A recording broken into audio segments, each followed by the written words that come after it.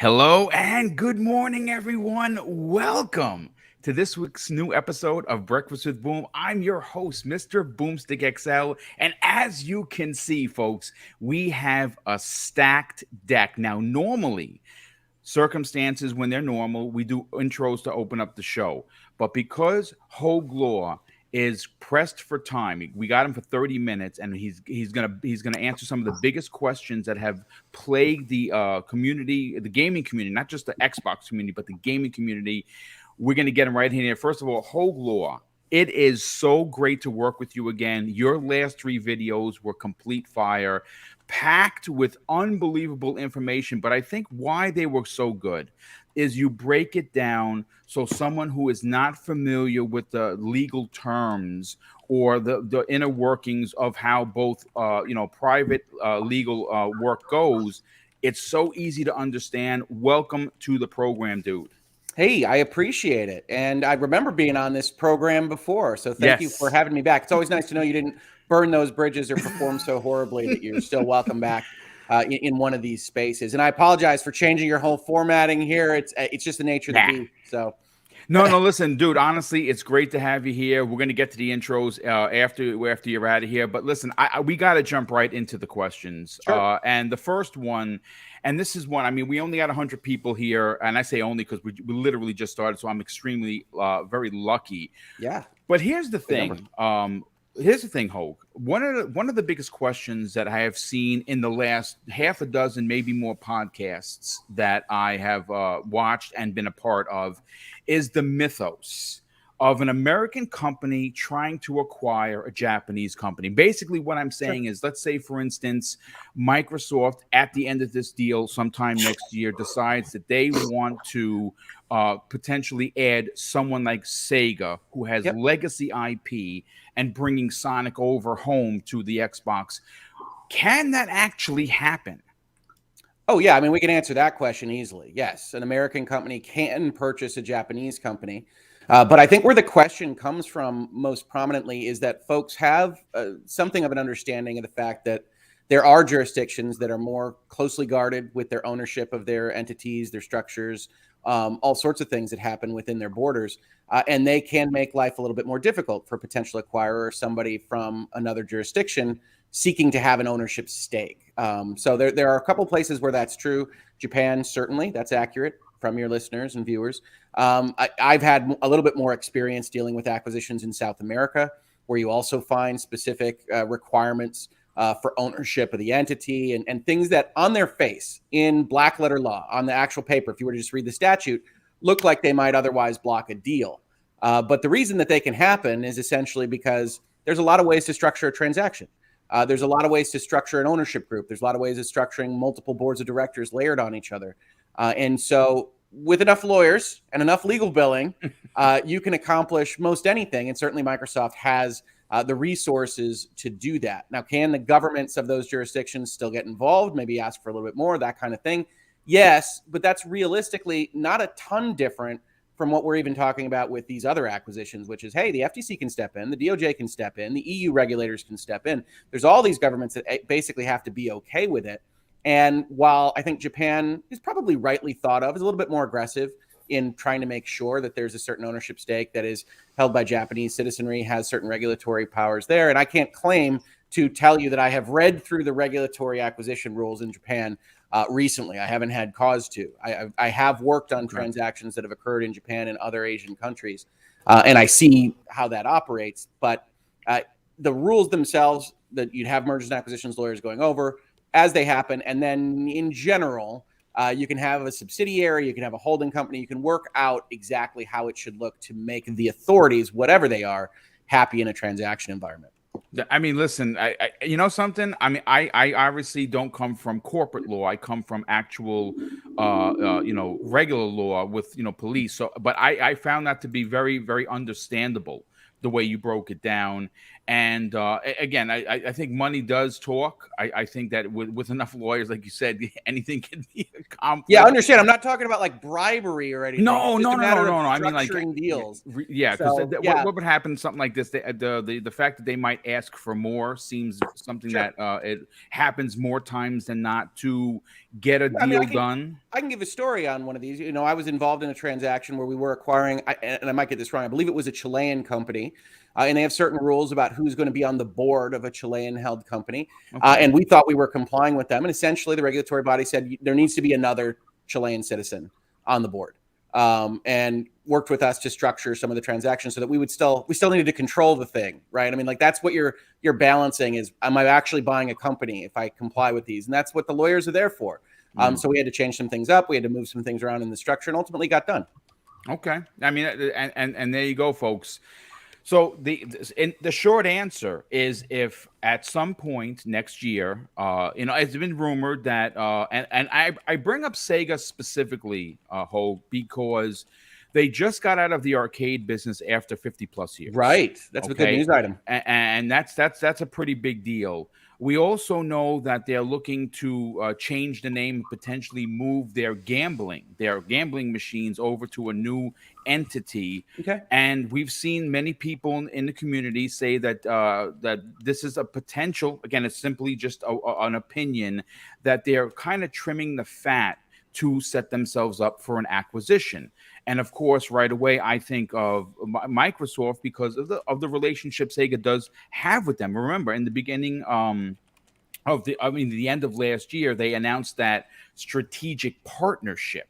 Sure. So, I mean, could it happen? I don't know, but it's good to know that we have a definitive answer that yes, an American company like a Microsoft could in fact go and buy a Japanese company, as long as all of the rules and everything were followed. So the question is answered. But Hoeg, the big question, the next one I have to have you cover, okay, sure, is regarding the Activision Blizzard deal. Like, this was announced, and we've heard several people like Jez Corden of Windows Central, who does have his ear to the floor, who believes that Microsoft is kind of going to go into a turtle mode, meaning that they're not going to potentially make any more waves because this deal needs to get done. It's super important for their plan, super important for what Phil Spencer wants to do with the platform. But here is my question to you, and I come to you because I don't know the answer, and I would love to hear your opinion on it. We know that Microsoft is currently working hand in hand with IO Interactive on a 10-year plan with Project Dragon. They're currently working with Crystal Dynamics on potentially maybe more than just one project, but the one that we are aware of is the Perfect Dark project, and that could take 2-3 years, maybe even more, to get done. I was gonna say ideally, right? Yeah. No, ideally, yeah. Well, listen, hopefully, we know that Avalanche Studios is currently working arm in arm with Microsoft on Contraband. Eidos Montreal is one that is the Western aspect of that's not looked in the best light. So that's a possibility of an acquisition that come along with Crystal Dynamics from Square Enix. And now Square Enix recently just threw Crystal Dynamics under the bus. We all saw that. I've never seen anything in business personally like that before. And that to me sounds like, well, they're already gone for them to do that. Eidos Montreal, a part of the Western arm that they just don't have an affinity for. And the other one is Techland. Techland, we know that Microsoft has been a couple of years ago shopping, as they called it, in Poland, and they happen to be a very big Poland studio. So here's my simple question, and I think there's going to be a pretty relatively deep answer. With Microsoft wrapped up in this deal that's not expected to close at the latest for June 2023, is there a chance for Microsoft to still pick up these individual studios? Would them trying to announce getting these studios hurt this deal in any way? So, I mean, I think you've probably discussed it already, but right now we're in essentially the review period for the transaction. So Microsoft and Activision will have submitted documents to the government here in the United States and to other governments around the world to which their laws might be applicable, saying, here's what we intend to do. We intend to spend $60+ billion. This is the assets we'll have. This is what the transaction does. This is why we think it's fine. And they send that information in. And here in the United States, either the FTC or the DOJ looks at it. We've got leaks that is, in fact, the Federal Trade Commission, who has expressed a certain desire to be more aggressive with their antitrust regulations, which has to at least put a second of pause in your thought process if you're Microsoft. And they are going to be on their best behavior during this period. The reason that you even put in your press release that you're taking all the way out till the end of fiscal year 23 as a potential window for closing this is not because you hope that it goes that long. It's because if regulators decide to really get in the weeds and ask for information 2, 3, 4 times, then it just elongates. Like working with any entity, whether it's a big corporation, big government, either way, things tend to slow down on your timeline. So what they've tried to prep investors for is we think this is going to get a second look. We think that the regulators are going to have to be assuaged a little bit here, and they don't think it needs to be formal. They don't think it needs to be a formal settlement. We saw that from quotes from the CEO of Microsoft yesterday. Yep. But take everything that Phil Spencer says, everything that Xbox says, everything that Microsoft says with that understanding. They don't want to have anything go out there that suggests they're trying to monopolize anything, that they are bad actors. They were going to keep talking about how this is more competitive, how this enhances gamers' worlds and all that kind of thing, because they are under the spotlight right now. So when you ask, can they buy another company? The answer is yes. And certainly there are purchases I can imagine that could be made that are effectively under the radar, aren't going to really change the overall equation for how the regulators might look at the massive deal, the $70 billion deal. You imagine something like the equivalent of Microsoft buying Fire Sprite like PlayStation did, or heck, even Insomniac, $200 million, develops one kind of game. Obviously a tremendous purchase for Sony based on the value that they provided through Spider-Man. But that kind of size, probably okay. Similarly, Respawn, $455 million when EA bought them, obviously tremendously more valuable than that today. And you can kind of, I don't want to say get away with it exactly, but you're allowed to have relationships continue. Is it wise? There's business strategy that goes into this question, which is there is a strategy that says, okay, we've got this big deal. We're at a moment of sensitivity. We're at a moment of investigation. Maybe we step back and just don't try to rock the boat at all. Okay. And say we're not moving. We're not going to do anything and let this deal go through.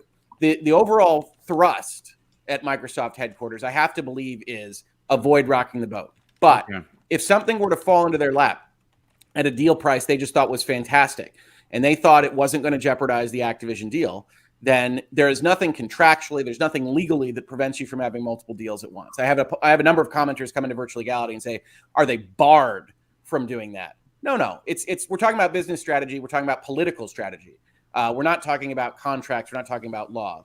And I can guarantee you that Microsoft and their strategic investment arm and Phil Spencer and everyone else is not stopping conversations about potential acquisitions, partnerships, whatever that might look like. That's their job, to constantly evaluate what might be a good acquisition target, what might be a good business partnership, and figure out whether or not they want to enter into it. There's just an extra weight on that decision now to say, okay, even if we want to, does this cause any problems with the regulators? And they're going to be getting more information and feedback than we are on the outside. I mean, the process here from the FTC is very likely to go into what we call a second view or second look.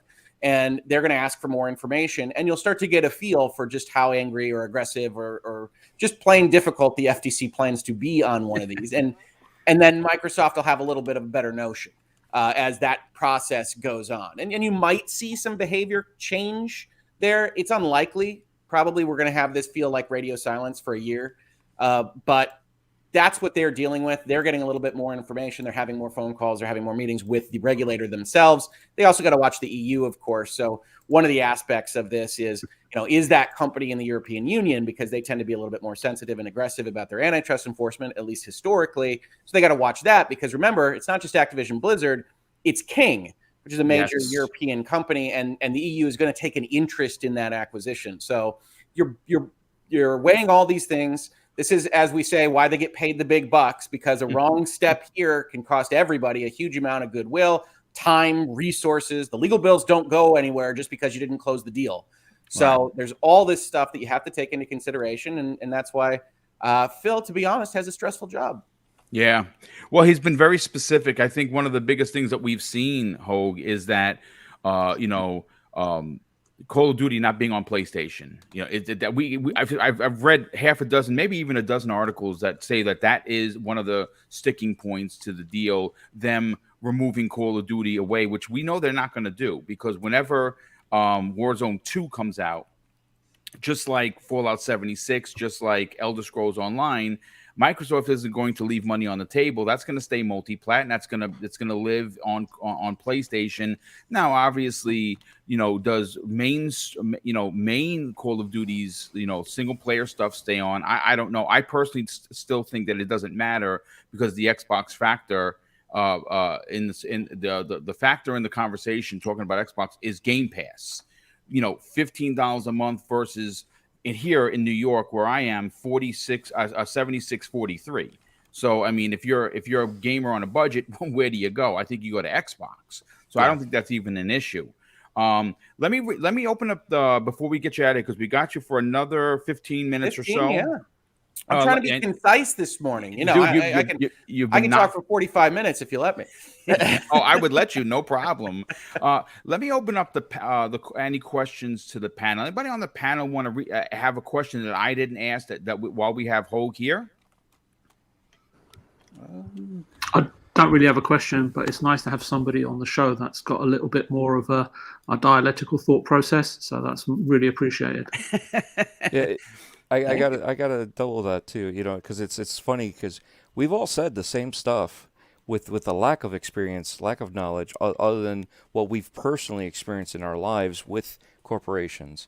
To have someone that knows the legalities and knows how to read everything like this, and literally say the same thing we've said, and then bring it out layman's terms, it's great. So I thank you. Yes. Oh, absolutely. No, absolutely. I love doing this. That's what virtual legality is all about. Yeah, so. and dude, listen. We'll have when you get out of here, we'll have everyone head over to your channel, because your channel and your last video is in the show notes as well. So I want people to definitely check that out. I will ask one more question, Hoeg. Sure. Jeff Keighley, who is the executive producer of the Game Awards, dropped a nugget online on Twitter 2 days ago that set the world on fire. Happened to be during one of my live shows on Tuesday, and we did cover it.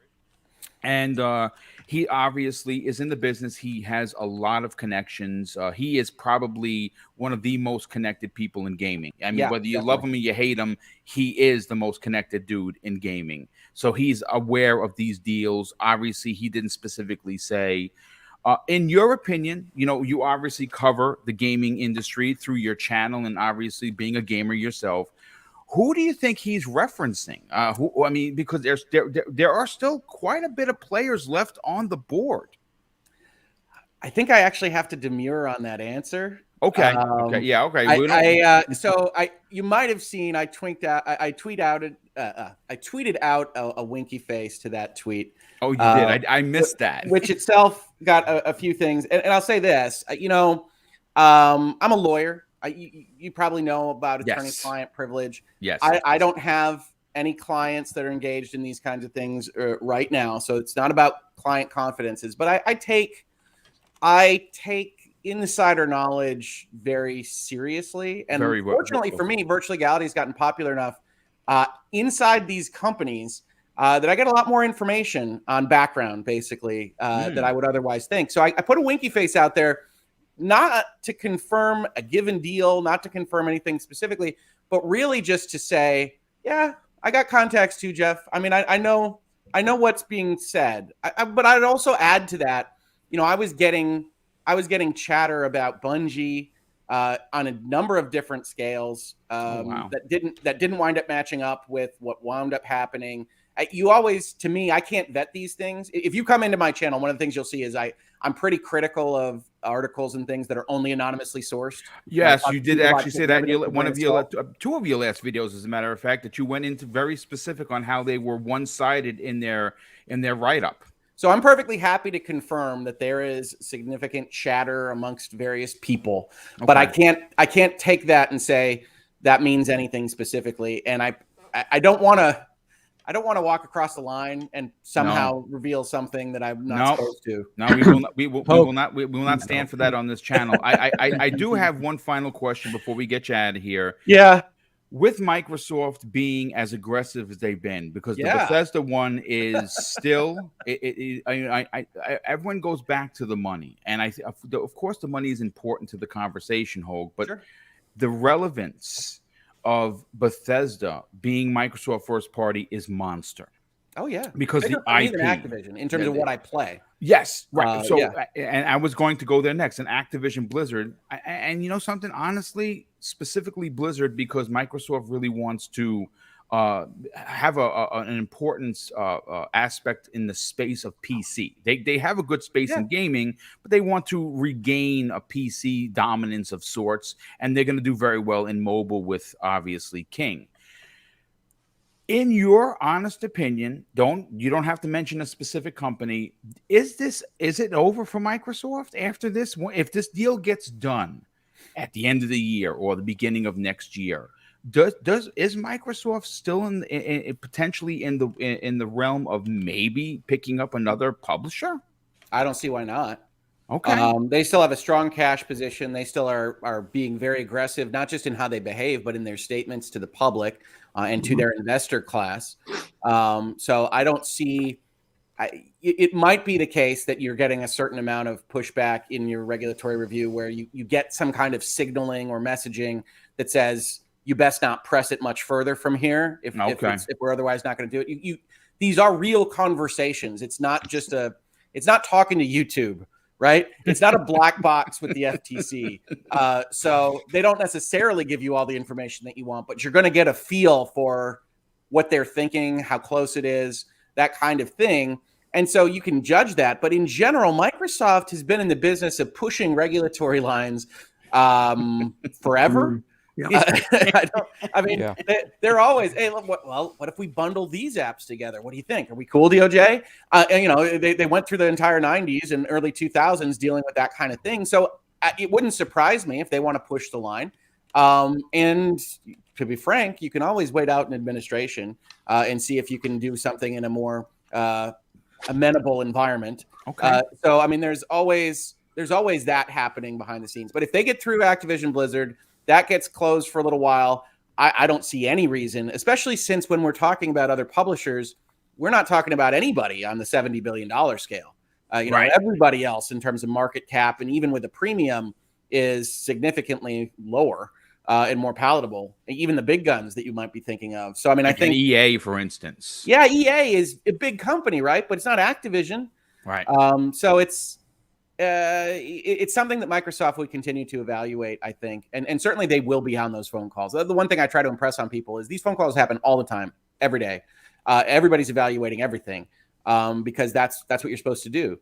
So, no, I don't think Microsoft has to stop. That being said, the one thing that I think would potentially cause pause in the acquisition campaign here is I still think Phil Spencer and the management team, which I would expect to bulk up, will have to get used to and develop processes for dealing with whatever it is, 34 developers at this point. They were built for 5, 7.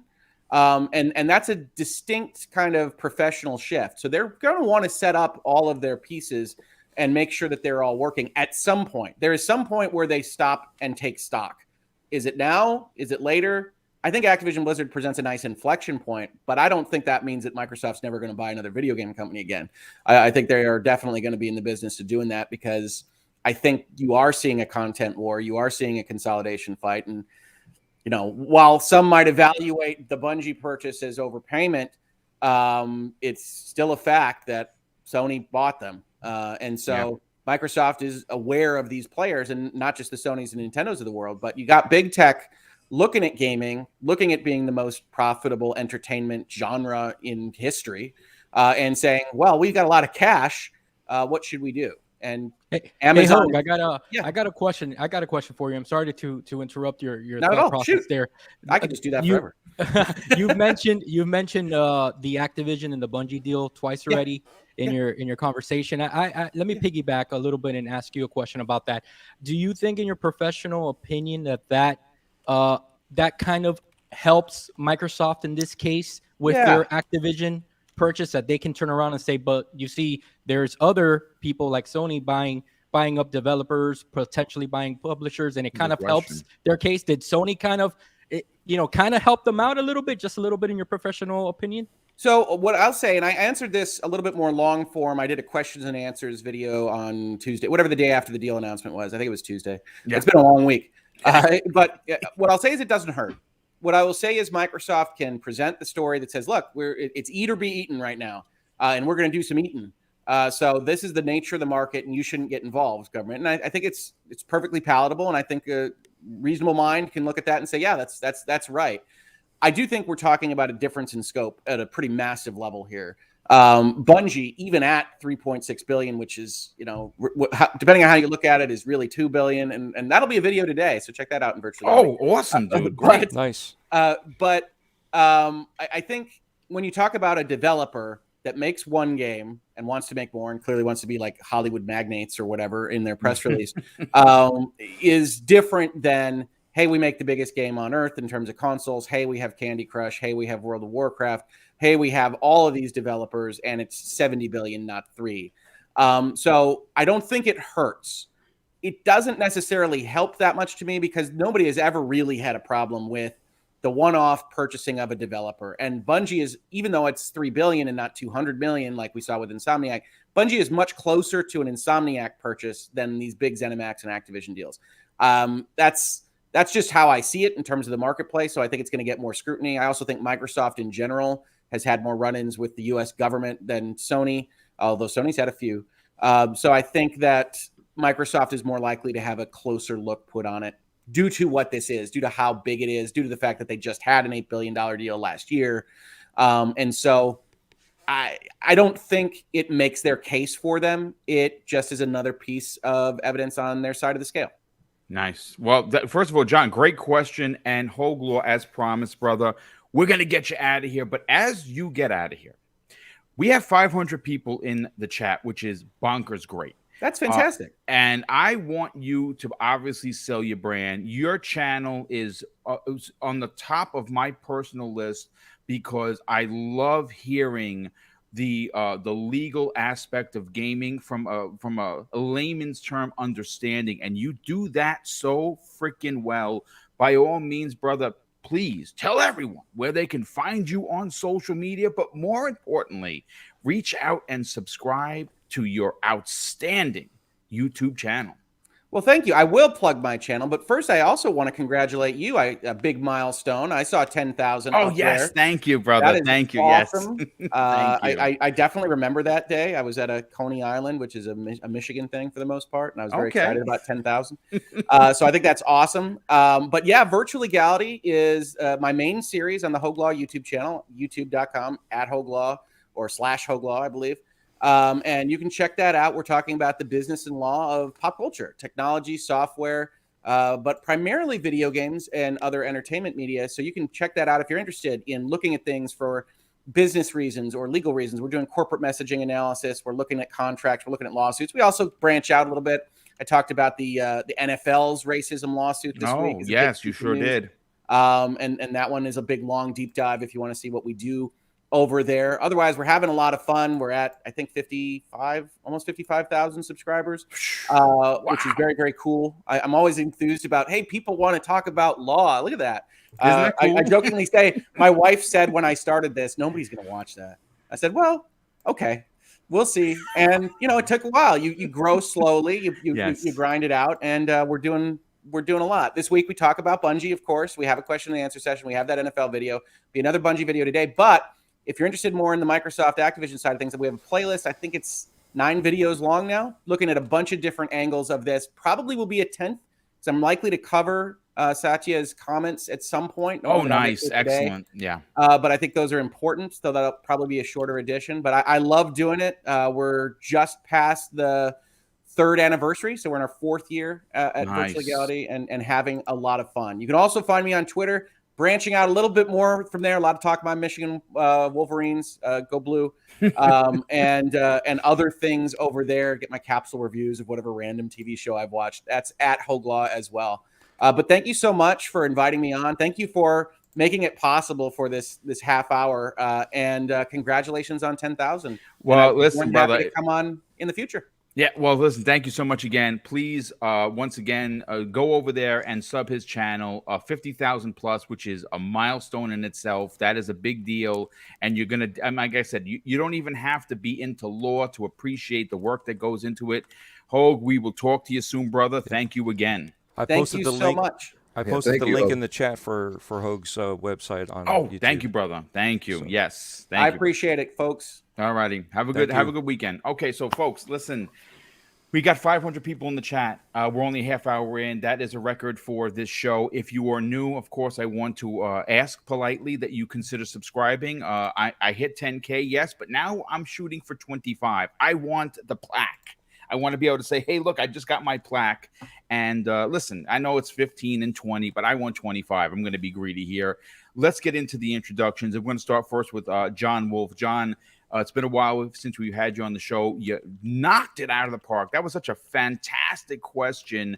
How are you, man? How the heck you been? Doing great, Boom. Thanks a lot for I kind of asked you, hey, do you mind if I jump on the show? And without hesitation, just like my very first time on the show over a year ago, Boom, you said, let's do it. Let's do it this Friday. And I truly appreciate that.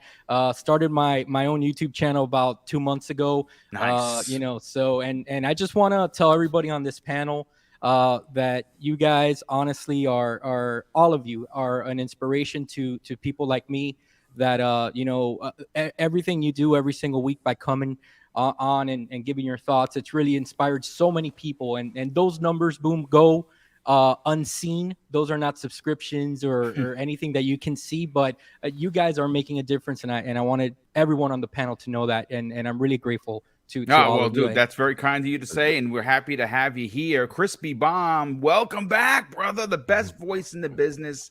What a way to open up the show. Hoeg Law breaking it down. And actually, we got a bonus question in there because it went so well. How the hell have you been?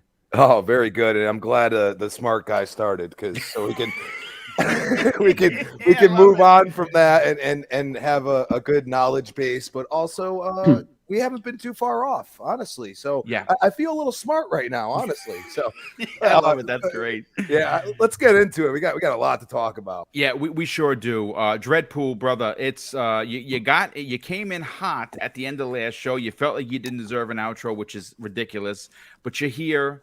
We heard a cracking of the can. I don't know what you're drinking, but I don't know what it is. But listen, great to have you back, man. Oh, no problem. Thank you. Like I said, I just don't feel like I deserved it just to be like, yo, what's up? See ya. So, but here we are. Good morning, everyone. I'm having, just so you know, I'm having my dinner. So this is, we'll just leave it what that can is a can. But I got some actual pork souvlaki and pizza and some French fries and I'm homemade tzatziki sauce. I made all this stuff last night, so I just had to reheat everything. That is the breakfast of champions, so my I'm friend. telling you, oh god, I'm so glad that Hoeg was talking because I was able to eat. That's good. Well, listen, he did not disappoint. No. Did not disappoint. He answered every question and then some, which was great to have him on. Every time he's been on Iron Lords, I sat there with headphones fully on. As you can see, I only podcast with one headphone because I need to hear. So, but yeah, I had full headphones on when he's talking because listen, that dude's the smartest guy in the room, and I love the way he breaks it down. And he doesn't do it in "Hey, you're a dummy" kind of a way. He does it where he breaks it down, and it still sounds not only smart but understandable. That even if you don't have a law background, so that's what I love about his work. But listen, great to have you back, Fuzzy Belvedere, my brother. Welcome to the show. Thank you for having me, man. That was an awesome way to start the show off with Hoeg on here. Man, it's great that a lot of the views or some of the things we were saying before were pretty much right on point, and for him to break it down even further was just awesome to hear. So, man, I can't wait to get the rest of these topics Awesome to be here with you guys, and welcome, John. First time podcasting with you, and it's awesome to hear your thoughts. Yeah, and it's great to have you here. And VJ, how you doing, my brother? Welcome back to the program. Hi, Boom. Welcome to the show, Mr. Wolf. And I guess let's change up the question, shall we? How are you doing, Boom? Oh, I am doing fine. We're about to have an ice storm here. Hopefully the power doesn't go out, because where I am, we always lose power. It's the most ridiculous thing. But let's turn this back around and bring Sega back into the conversation as we cross 505 people here in the chat. Please hit the like button. And of course, if you're new, consider subscribing, because I do this 3 times a week, and I drop a VOD usually on Wednesdays or Thursdays called X Vlog.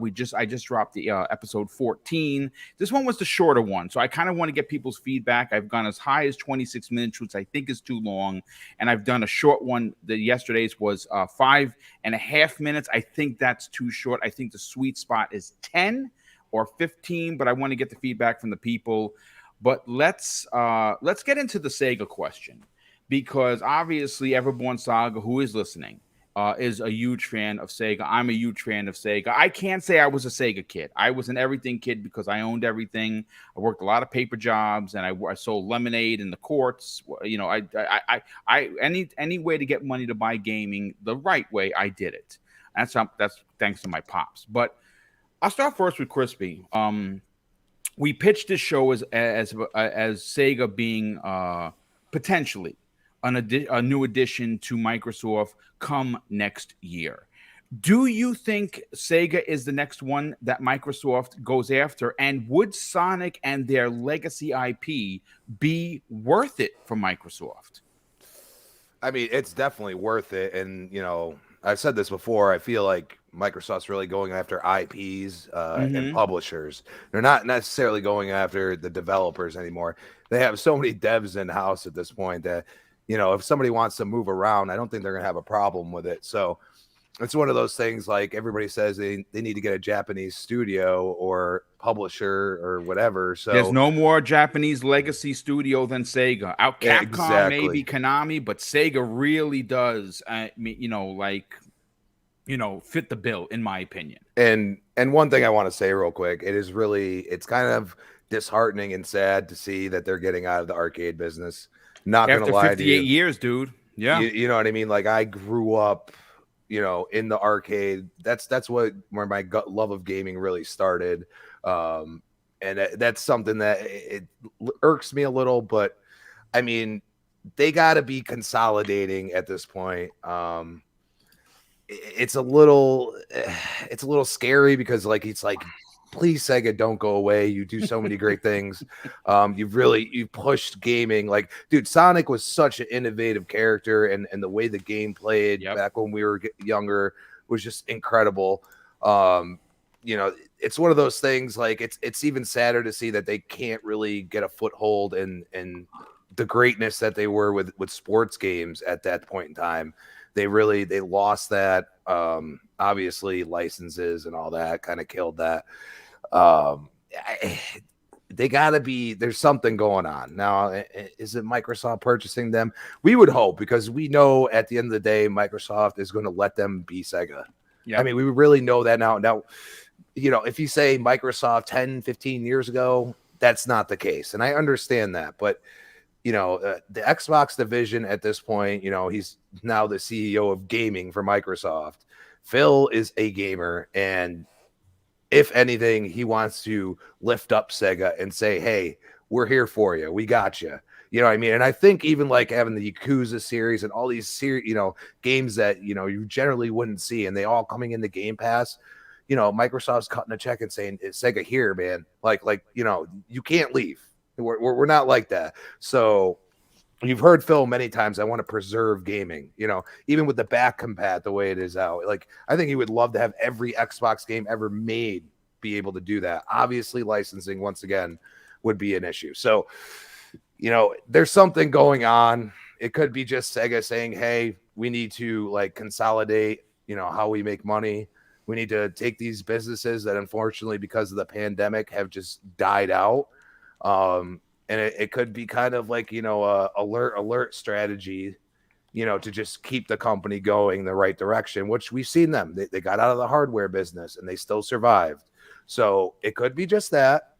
Could also be, this partnership is just kind of this way to say, hey, if we have a good relationship here, maybe it'll go further. That could be that. So right now I'm just kind of like sitting there like, we know it can happen. Hoeg just said that. So let's just put that to bed. But at the same time, let's look at it and say, if they just have a partnership and Microsoft's able to help them financially because they put their games on Game Pass, I'm fine with that. You know what I mean?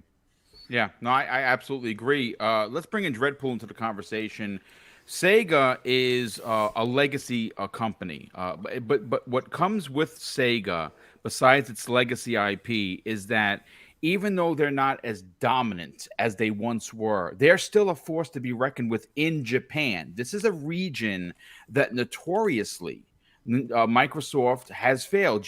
Jeremy Brown in the chat, he says something very interesting. Jeremy, welcome to the program, brother. He says, Xbox has had success in Japan this gen, far better than any other gen so far. And with that said, Dreadpool, we've seen you're very active on Twitter, as I am. We're constantly seeing. I think I retweeted about half a dozen posts yesterday with people buying Xbox Series X, buying Series S. As a matter of fact, someone showed a cart with about 40 of them on, and then another one, they're here and they're gone, and there was only 2 left. Microsoft is selling in Japan. Getting Sega, hypothetically, would be a big deal. How important do you think it would be? Well, it's always important. That's been the market that they haven't been able to get into. So I looked at my phone, I looked at the translator, I typed in Sega, and I said translate to US English, right? And it said, instead of saying Sega, it said Xbox. I love it. So, but no, that's right. They've been partners for such a long time. For Xbox to break into Japan has been a very difficult time, and this is the best that they've ever done. Yep. And they've also, because of other issues like Sony moving to America to have their corporate office, you got different things where certain people are feeling like they're getting left overlooked out. Maybe. Yeah, you know what I mean. So with all that stuff going on, there's so many different factors here. But they've especially said that they need to get a foothold better. They need to do better to get in there. And obviously, what better way than getting the Japanese RPGs, the Japanese style games? They need to get stuff that interests the Asian market, right? And obviously, bro shooter bro isn't going to cut it anymore. That's US. That's the stereotype for us. So when it comes to stuff like that, they need to open up the portfolio, and if that's what they got to do, whether it's a partnership or if I'm hoping they buy them. It's they've been courting for such a long time. I see it happening, but yeah. I've wanted to happen too. So it's a big deal, and that's a huge market to break into. I absolutely agree. I absolutely agree with everything you think. I think that it is a big deal. It's so much a big deal. Let me just catch up on 2 super chats because they're relevant to the conversation, and we're going to bring John in on that conversation. Outbreak Podcast, good friend of the show, who will be making his debut this Monday evening on Primetime Gaming, says this after dropping a very generous $2 super chat. What if Game Pass had classic Sega Dreamcast games? Hell freaking yeah, dude. Like I still have a Dreamcast.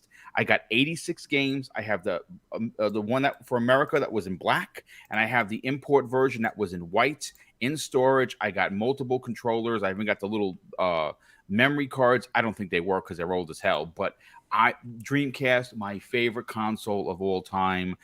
They had the greatest Capcom and SNK fighting lineup in the history of gaming, and I own every freaking game, some of which are still sealed. I would absolutely love that. Then we have another one coming. I like the name Godzilla 2021. That is pretty dope. Let me find your super chat. Hold on, just It's one in the second. chat.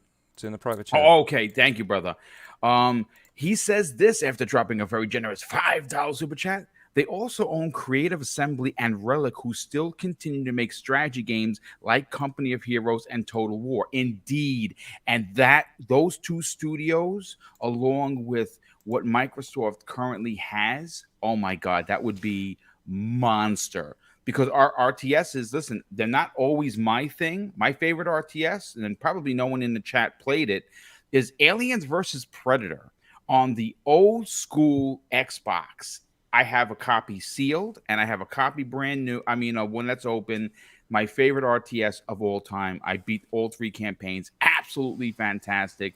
And we have Chris R. drops a very generous $5 super chat. Says, came in late, but wanted to say congrats, Boom, for getting into the 10K club. Yes, thank you very much for that, Chris. Definitely appreciate the congratulations. And finally, after the long haul, we did it. And that's thanks to everyone in this chat. We have 557 people here. My God, this is awesome. And it's because of you that I was able to get that 10K. John, let's get you in on the conversation. What's interesting and what I find to be, as a matter of fact, and I could be wrong here, is last year they had that strategic partnership announced.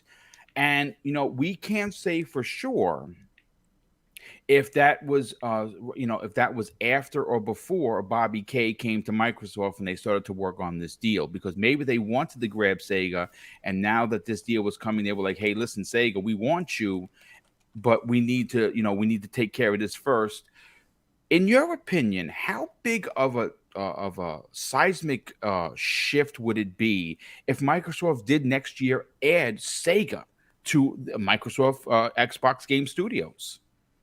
Yeah, that's a great question, Boom. That would be monumental, especially for us, Xbox centric fans, because we know the origins of the Xbox and how important Sega played a factor in that. Sega is in the DNA of Xbox, and Xbox vice versa. I've been beating on this drum, Boom, for the longest time, for years now. I had a conversation with Kei Asante. He was actually the first person that I was able to interview on my channel, and we got into this a bit. And I'm gonna lead us down this path, right? Would it be big? To answer your question, Boom, absolutely. Because think of all the IPs that would be coming into to Xbox, all the games that are not synonymous with Xbox would all of a sudden appear on Game Pass now. You have your Personas of the world and stuff like that. So I think that would be a huge win for fans. But let's lead us down this path, right? Let me lead us down this path a little bit. I've been this proponent that Microsoft really needs to evaluate their positioning in Japan. And I've been saying for the longest time that they should have rebranded a long time ago, made that acquisition of Sega, because that has power. That name Sega has power in Japan. At least I feel that way. Unfortunately, Xbox, in my opinion, is seen as the Microsoft company, as the American company. And there's this stigma, right? They've done a lot to turn it around, Boom. They really have. I mean, it's an accomplishment that we're seeing, those screenshots with Xboxes being bought up and things like that. And I think that they've worked so long and hard to be able to even make a dent, make some type of impact. But in my honest opinion, if Phil's getting the Lifetime Achievement Award already, Boom, I think everyone on this panel can agree Phil is probably the best executive Xbox has ever had. And dare I say, he might be the best executive in all of gaming in history. Yeah, I agree. So can you imagine, Boom, if Phil Spencer can also add to his accolades that he rebranded Xbox to Sega in Japan and he made Xbox a winner over there? Think of the cloud services that they're going to be providing for gaming. In my opinion, I think that it would be a stronger suit and a better sell to that Japanese audience to say this is Sega cloud gaming, and you have that under that banner. You can kind of rebrand the Xbox to be the new Sega console. Is that a realistic? I don't know. I don't know how everyone feels about that, but I've been saying for the longest time that I really do think that if they were to kind of rebrand the Xbox brand into Xbox/Sega or Sega/Xbox, it would just do wonders for them in Japan. And that's my thoughts on that. Boom. Can I double back on that one? Yeah, sure, absolutely. All right, because we know ZeniMax is operating separately, right? And this is something yet again people keep forgetting. Activision is reporting directly to Phil, not Matt Booty, right? What if Sega does the same thing? So they're their own thing. Yeah. You know, they still do their own thing, but they report to Phil, not Xbox. So technically, it would not be an Xbox company. Just a thought. What you just said, strike that. You know, hit me in the head with that. Like, wait a second, that would be an interesting. I really do think that's very interesting. Yeah, and like I said, and I'll end with this. I just feel like if they really want to engage that Japanese audience, they got to hit them with some legacy, right? They got to hit them with a name that means something to them. 100%. Xbox, I mean, it doesn't really mean anything to them. That's just my opinion. I could be wrong on that. Now, when you say Sega, now you got them. Now you're like, wait a minute, what do you mean Sega's back? You know, so that's kind of what I would do if I was in Phil's position. You know, it's funny. Totally a separate point. Hyperkin. You know, they make the classic legacy controllers, which they're really good at. There's a rumor that they want to bring back the Zune. I say yes, please, because the Zune, my wife still has one. She has the boombox and everything. It's dope. But they put something out on Twitter the other day, and they actually added Sega and say, "Hey, listen, can you let us remake the Dreamcast?" And I was like, "Oh my God, I would drop coin on that in a freaking second." Fuzzy, let's get your opinion on this, brother. The importance of what Microsoft is doing in Japan cannot be understated, right? This is something that we know that they want to win in Japan. Now, are they going to be number one or number two? Probably not, but they want to be a competitive 3. And I think that if you turn around with the cloud gaming that they're looking to push, which we know is doing very well in that region of the world, and you can turn around and you add a Sega. What are your thoughts of how big of a deal that would be if they chose to add Sega? Well, I really love John's idea, and to piggyback Dreadpool's idea as far as like just make it where Sega is that independent company, and it's reboxing or rebranding the Series X or Series S or something like that with the Sega logo on it. Make sure you have a distinct library for the Sega consoles that are over there. But I like the idea. I would love for Xbox to have it, but I not that I'm Nostradamus by any means. I kind of saw the Bungie thing with PlayStation, and I kind of get the uneasy feeling that Sega's not going to wait around that year that Xbox would more than likely need to take before they would be able to acquire them. I would prefer Xbox to be the one to acquire them, but I get this sinking feeling. Well, not sinking, but I get this feeling that Nintendo will be the one to snatch them up. You know, it's interesting you say that, because they actually, and going right directly to your point, they literally just did an article. The president of Nintendo of Japan, not of America, not Bowser, said that, and I think this was a day or two ago, they are not going to get into the bidding war to advance what Nintendo does best. They literally just said that. Now, even with them saying that, and everybody's not really looking to see them acquire anybody, I think that would make most sense for their new online expansion as far as the Sega Genesis games and some of the other Sega titles that they have on their online service. Why not just own all those IPs? Yeah. And now you have the wherewithal to do whatever you want with Sonic. Have more crossover stuff with Sonic and Mario if possible. But I get this feeling that Nintendo is going to kind of find their way into the conversation of acquisitions as well and wind up snatching up Sega. Because, well, they have a vault of money and they're doing well.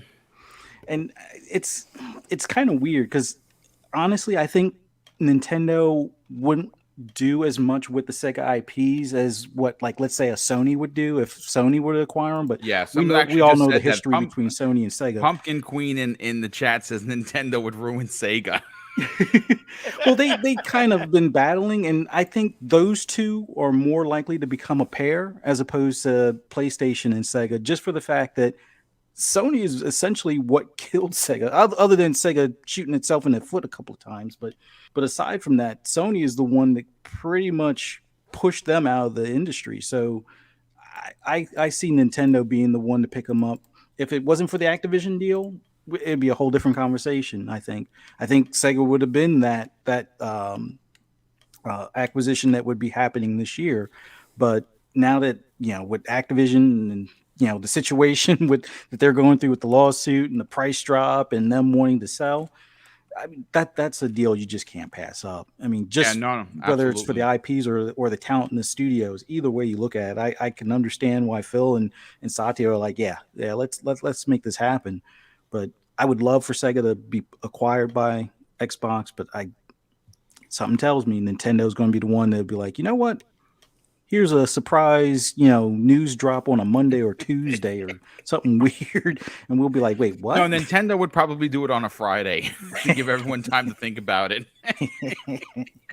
No, I mean, listen, you bring up interesting points. And look, I'm going to be honest with you. I want to see Sega join Microsoft, but I don't think it would be a terrible thing because they seem like they go hand in hand with Nintendo and Sega, but that could be obviously debated.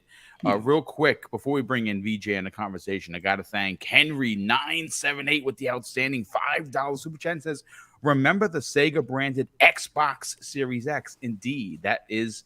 I still think there's something there, Henry. I'd love to see it. VJ, you've heard everyone's points, and I'm going to get yours. Obviously, You've been in the business from both sides of the coin. We talk about that all the time.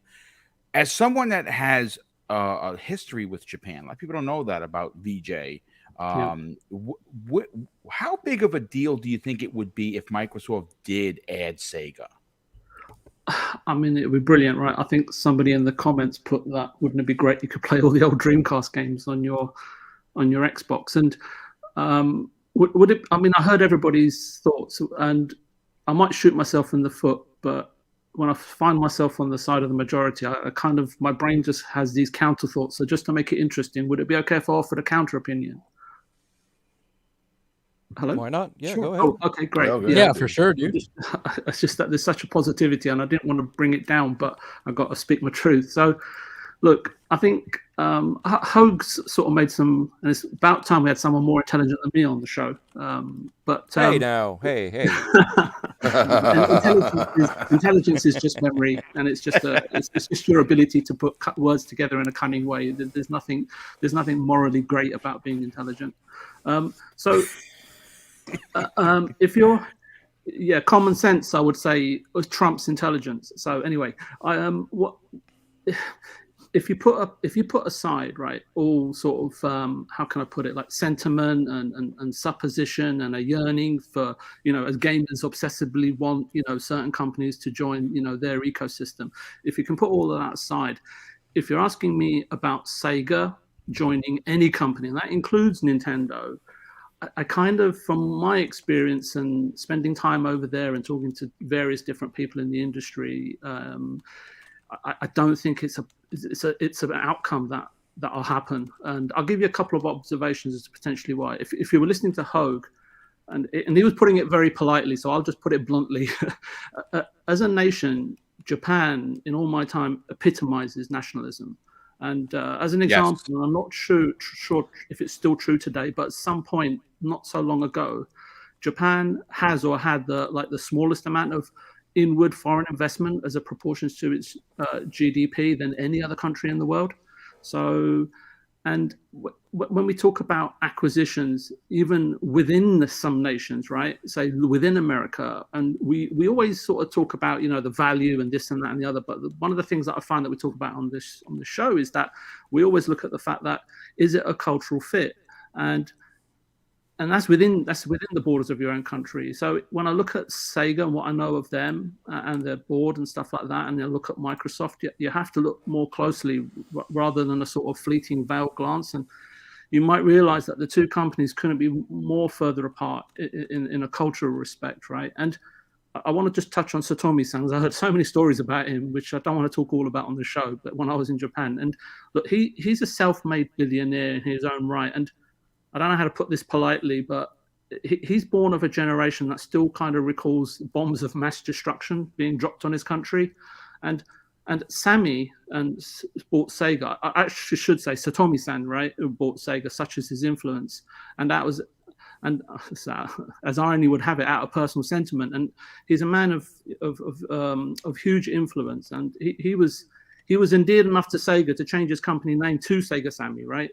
And since then, if you really look closely at their business, and anyone can find this on the internet. I was just doing a quick search, right, as Hoeg and others were talking. Sega and all of its IP has been totally, and I think the correct terminology, business terminology, is like vertically integrated across every division of Sammy Corp. So, and I think someone mentioned, that their main businesses are, gambling, slot machines, video and mobile games, hotel resorts, and golf courses, and toys and merchandise. And obviously the pachinko slot machines, I think you'll find, have all sorts of Sega game IPs attached, right? And I think they also license tons of third-party video game licenses from neighboring video game publishers, right? So when I look at it from a business perspective, a reverse integration would cause an upheaval of such magnitude that would significantly damage, perhaps, or derail Sega Sammy as a company, right? And let alone having to revert their public sort of corporate name right back to Sammy, right, rather than Sega Sammy.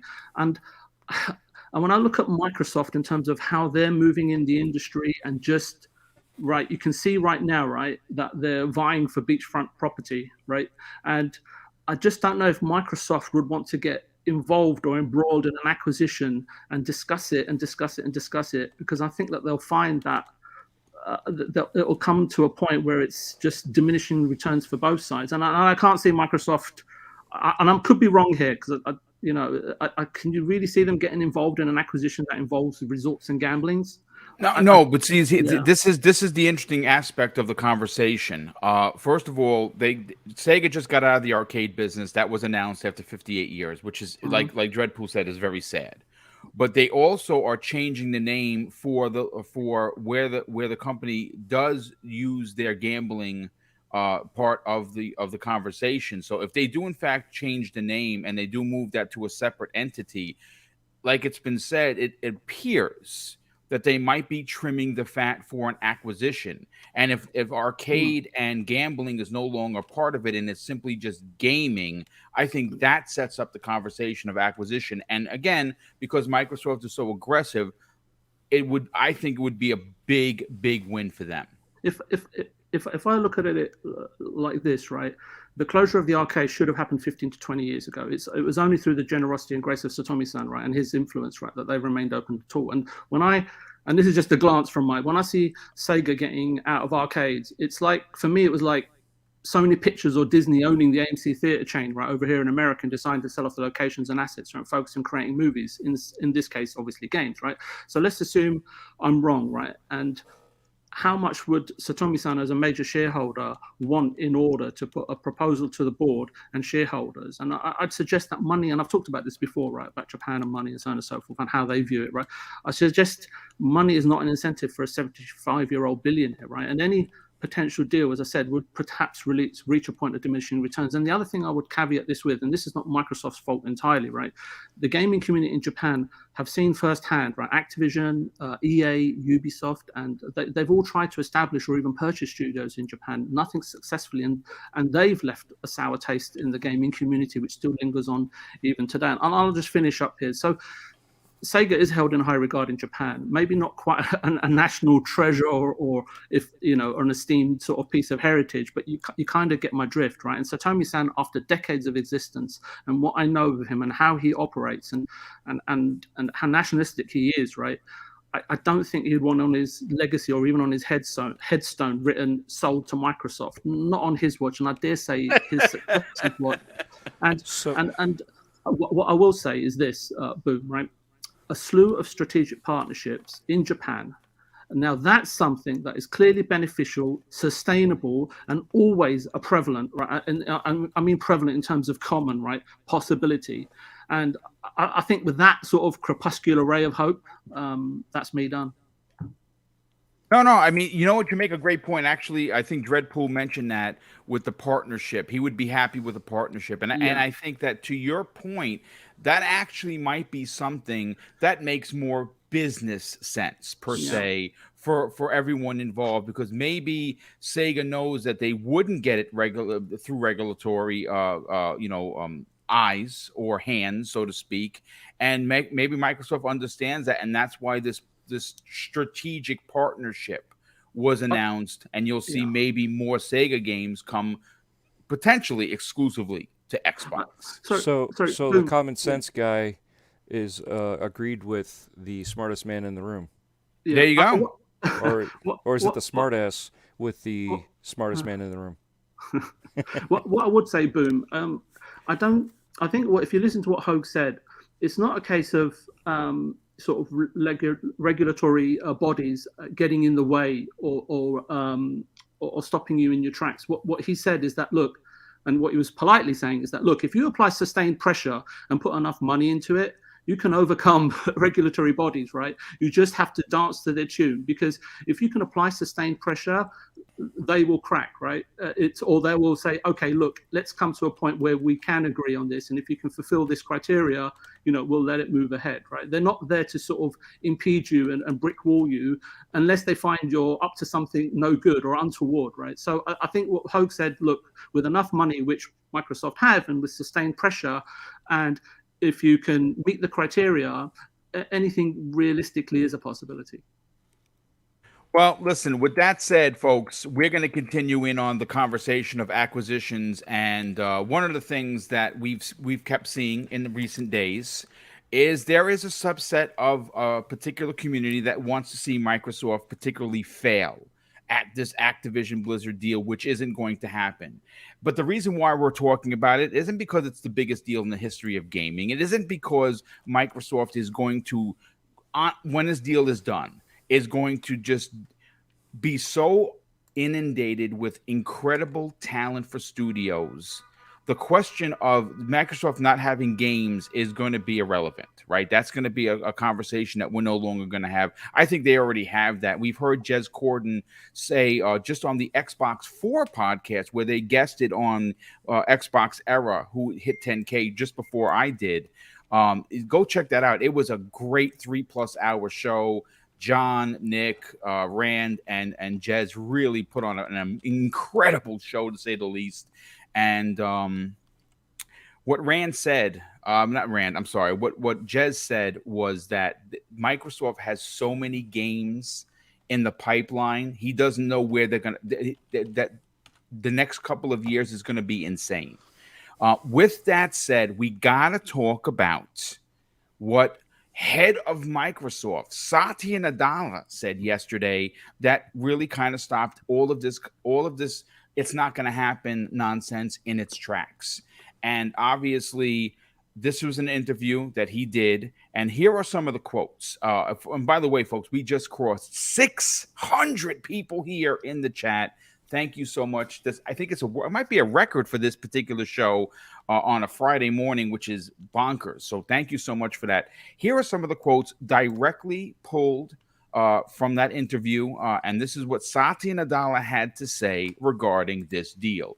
He says this, and I quote, "At the end of the day, all of the analysis here has to be done through a lens of what's the category we're talking about.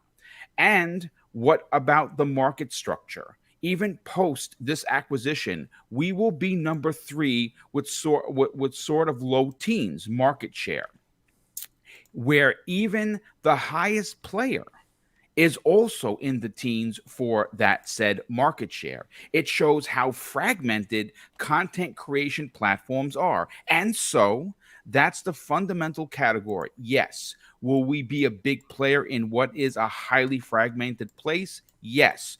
But also the analysis will also have to extend to say, why are these content companies trying to become bigger? It's because the place where the constraints really are in distribution. And finally, he says the only open distribution platform for any gaming content, guess what, is Windows. The biggest store on Windows is Steam. It's not ours. People can do any payment instrument, whereas all of the other gaming distribution platforms are closed. Okay, so Crispy, I mean, that's a lot. That's a lot to dig through. Does this pretty much sum up for you that this deal is going to get done potentially by the end of 2022 and even as late as June 2023? It's going to happen. There would have to be a huge misstep for it not to happen. I mean, Hoeg just told you, like, they're going to play very nice. And this is them kind of challenging the fact that they are even, being looked at. If you look at the words in themselves, it's kind of them like, let's have our CEO come out here and kind of, calm the waters and say, this is the way we're thinking. The fact is, and I wanted to ask the question, but I knew we only had Hoeg for a little time. If you look at Disney buying Fox, there's great comparison. Great comparison. Mm-hmm. There's a prime example right there. It is almost the same price. Okay. And they went through, the FTC and I believe even the DOJ got involved at one point. Yes, they both did. As a matter of fact, for that deal, it was scrutinized for sure. So if the DOJ doesn't get involved, that's where you go and say it's actually, if this FTC little thing they're doing right now is smoothed over and it's very quick, and in 6 months you're looking at and they say, okay, we went through our whole process, everything looks good. I highly doubt the DOJ will get involved. Yeah. Which means if the DOJ doesn't get involved, it's going to go through probably even sooner than June of next year. So maybe a Christmas miracle, maybe by the end of the year. Yeah, and that's where, I do, and everybody, the sticking point is Call of Duty because it's the highest selling game for the past, what I would say, almost 5 years at minimum, maybe 8 years. I was gonna say 8 too, but 8's my lucky number, by the way. I'm just saying. It's one of those things where I look at it and I say, how can you go about this process without really hitting home the fact that you have that thing to bring up Disney and Fox? You know what I'm saying? Like, these are multimedia powerhouses.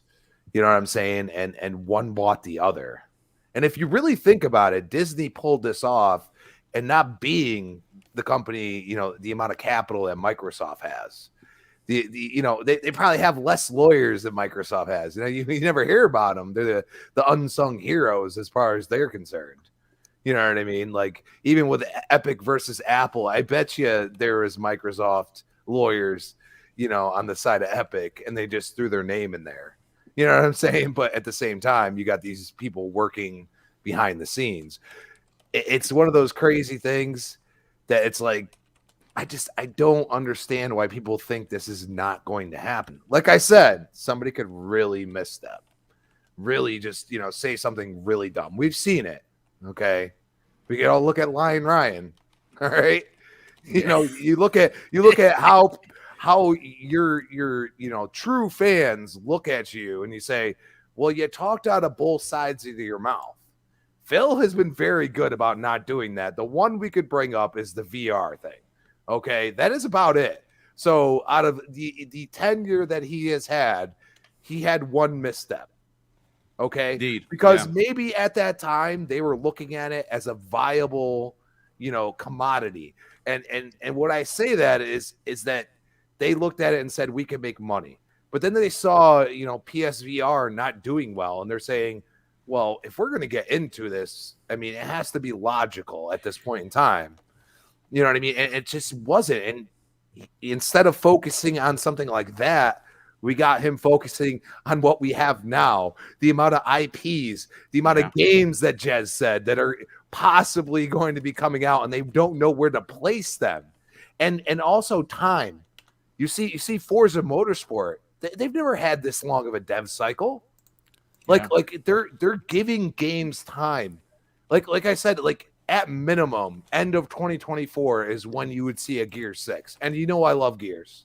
Yep. You know what I mean? But they're also looking at stuff like the Halo TV show. They're looking at building this universe and building out, getting people to look at a game differently because of a TV show they watch. And Sony's already been doing this. So Sony's a little ahead on this. Like, let's not ignore that. Like, they have the studios to do this immediately. Microsoft's looking at partnerships. Yeah. So I go and say, and I look at it, I'm going to be honest. I'm kind of on this, like, new kind of thought process that's saying the next big purchase that Microsoft would do would actually be in the TV space. That WB one always keeps, it keeps scratching my itch in the back of my head. I'm like, that would be the one where they get everything. The only way Microsoft would go for WB is if they actually retained the actual licenses, meaning that they owned DC Comics. That would be the biggest one. They would have to buy the entire company. Which they would. Yeah. And you also, I'm gonna tell you, like this Halo TV show is going to be like a little test. I believe it is. I feel like, and I'll tell you, a lot of people just don't agree with me. Gears 5 was a complete and total test for the Game Pass model. Like, a lot of people forget that game was basically, this little thing, the little engine that could. Everybody knows Gears, knows what it is, but the casual doesn't understand it. You know what I mean? And it's a very hard game to learn. But at the same time, I disagree with anybody that says it was not successful. It brought a lot of subs to Game Pass. It also showcased visually what the Xbox One X at the time could do. And you can't say anything about Gears. Gears was top quality, third person, over the shoulder. Yep. What you get in Sony, it could match any of Sony's games in regards to graphics. You say otherwise, you're just straight up lying. Well, that argument is just long past. But I mean, the people that actually played the game, they should know. The fact is that I always felt like Gears 5 was an experiment into Game Pass and releasing day and date, because really, besides like Sea of Thieves, State of Decay, it was really the biggest franchise to launch immediately into Game Pass at that time. So you look at it and you say, Microsoft is going to test the market. Like they thinking far ahead when it comes to cloud gaming and everything else. But at the end of the day, they know Game Pass is viable. They're making money, even though people say they're not. They are making money off of it. Okay. And you have to look at that and say, like, they're testing the market, because what did we hear recently? Metaverse. Yeah, and they're not looking at it at VR right now, because Phil is very adamant. He it could be third party with them, and they're not looking at that yet, but they're looking at books, TV shows, freaking movies, whatever it may be, entertainment as a whole, and bringing these characters to life to some people that don't look at gaming like that and say, would this look cool? And the prime example, Disney did it for them with The Mandalorian, because people are obsessed with that, and it was a mass character 99.8% of the time. And you go and say, so many of these characters are unknown, yet you didn't know about them, yet it is a highly successful TV show. Now you bring out Halo. If that works on Paramount, they could buy Paramount. They could. They sure could. So just look at it that way. And they're going into a different realm. So then you go and say Monopoly, you can't say it. You can't. No, 100%. I think the anyone that's trying to push the Monopoly argument, really just you're embarrassing yourself, because all you have to do is look at the other players on in the field, and Microsoft, again, like Satya and Nadella said, we're still going to only be number 3. So how could this be a monopoly? And there you go. Dreadpool, before I bring you in on the conversation, brother, 637 people here. My God, that is awesome. Hit the like button for the love of Joe. And of course, if you're not subscribed, consider subscribing. This is the kind of talk we do 3 times a week on multitude of programs that I put out there. But I got to catch up on some of the super chats. Michael Culloch, generous friend of the show, doesn't drop just 1 but 2 super chats. And the first one of $5, he says this: considering that Microsoft and Sega are already engaging in a partnership, an acquisition may not be necessary. Indeed, I absolutely agree 1000%, Mike. And you dropped another one, which we have here, thanks to Dreadpool, putting it in the chat. He says this after dropping a very generous $10 super chat and says, considering the difficulty of grabbing a Japanese publisher, maybe Microsoft is better served building a few Japanese studios internally or buying smaller studios like Arc System Works. That is a great point. We got Whole Milk drops a very generous $5 super chat and says, I think Microsoft should hold back on buying anyone and wait for Gabe to retire and buy Valve. We've been talking about that for a while, dude. And I honestly thought that when they had that big conversation at the end of last year, that Valve was going to be the big one that we're talking about. Valve would be incredible for Microsoft, specifically in the PC realm. And we also have Arlie TSL drops a very generous $10 super chat and says, while Phil Spencer deserves a lot of praise for turning the Xbox brand around or business around, I think in the long run, it's Satya Nadella's all-in gaming for Microsoft that's the bigger impact. Indeed, without Satya, there is no spending spree, and it's obviously listen, when we talk about Phil Spencer, a lot of the times I hear in the chats, hey man, you're forgetting about all the other people. Well, listen, we know that Microsoft isn't run by just Phil Spencer. He is the head of it, sure, but we also know that there's a huge amount of people and a team at Redmond in Seattle that helps move these cogs. A lot of the names we don't know, some of them we do, but great point, Arlie. Definitely appreciate that. Dreadpool, let's get your opinion on this. Does this satisfy your curiosity on whether or not this deal, because I'm going to be honest with you, I read the article multiple times. I didn't even include some of the other points that Satya made because this is a talk show. We only have so much time. To me, he seemed very bullish in his approach to these questions, and that tells me that he believes in his heart of hearts that this is not going to be a problem. Where do you fall on this? You say bullish, I say cocky. Okay, you know what I mean? Yeah. When you potatoes, exactly. potatoes, right? But when you believe in yourself, you believe in a cause. You're gonna put your chest out there and stand up and say what you think. And that's what he thinks. He knows that this is what's going to happen. This is he just has to play the game, and that's all it is whether or not the DOJ looks at them or anybody else, it doesn't matter. They know that they got the lawyers. They've done this before. I mean, we've already mentioned how many times do they push the issue on, hey, we're going to do this, and this, and they through the history of Microsoft. So when you know that this is what you're going to go for, and this is how it's going to be, and you just lay it out there. Sometimes you just got to be blunt like that, and people just don't understand for whatever reason. They just want to make stuff up, and here's the plain truth, and for whatever reason, the public doesn't like a lot of people being blunt, but at the same time, you got to respect it, that they believe in themselves enough to say, this is how it's going to be, and this is what I think. So I don't see a big deal out of it. It's just, I think what we do need to do is buy Phil Spencer a monocle. Well, it's funny. He's obviously was just announced that he's going to be getting the Lifetime Achievement Award at DICE. And I think that is tremendous. We're going to go more specifically into detail on what that means for him personally and the brand in Tuesday's Xbox Factor podcast. As a matter of fact, I am writing that show as we speak, and we're still not even past Friday. But I agree with you. I think bullish. I think cocky.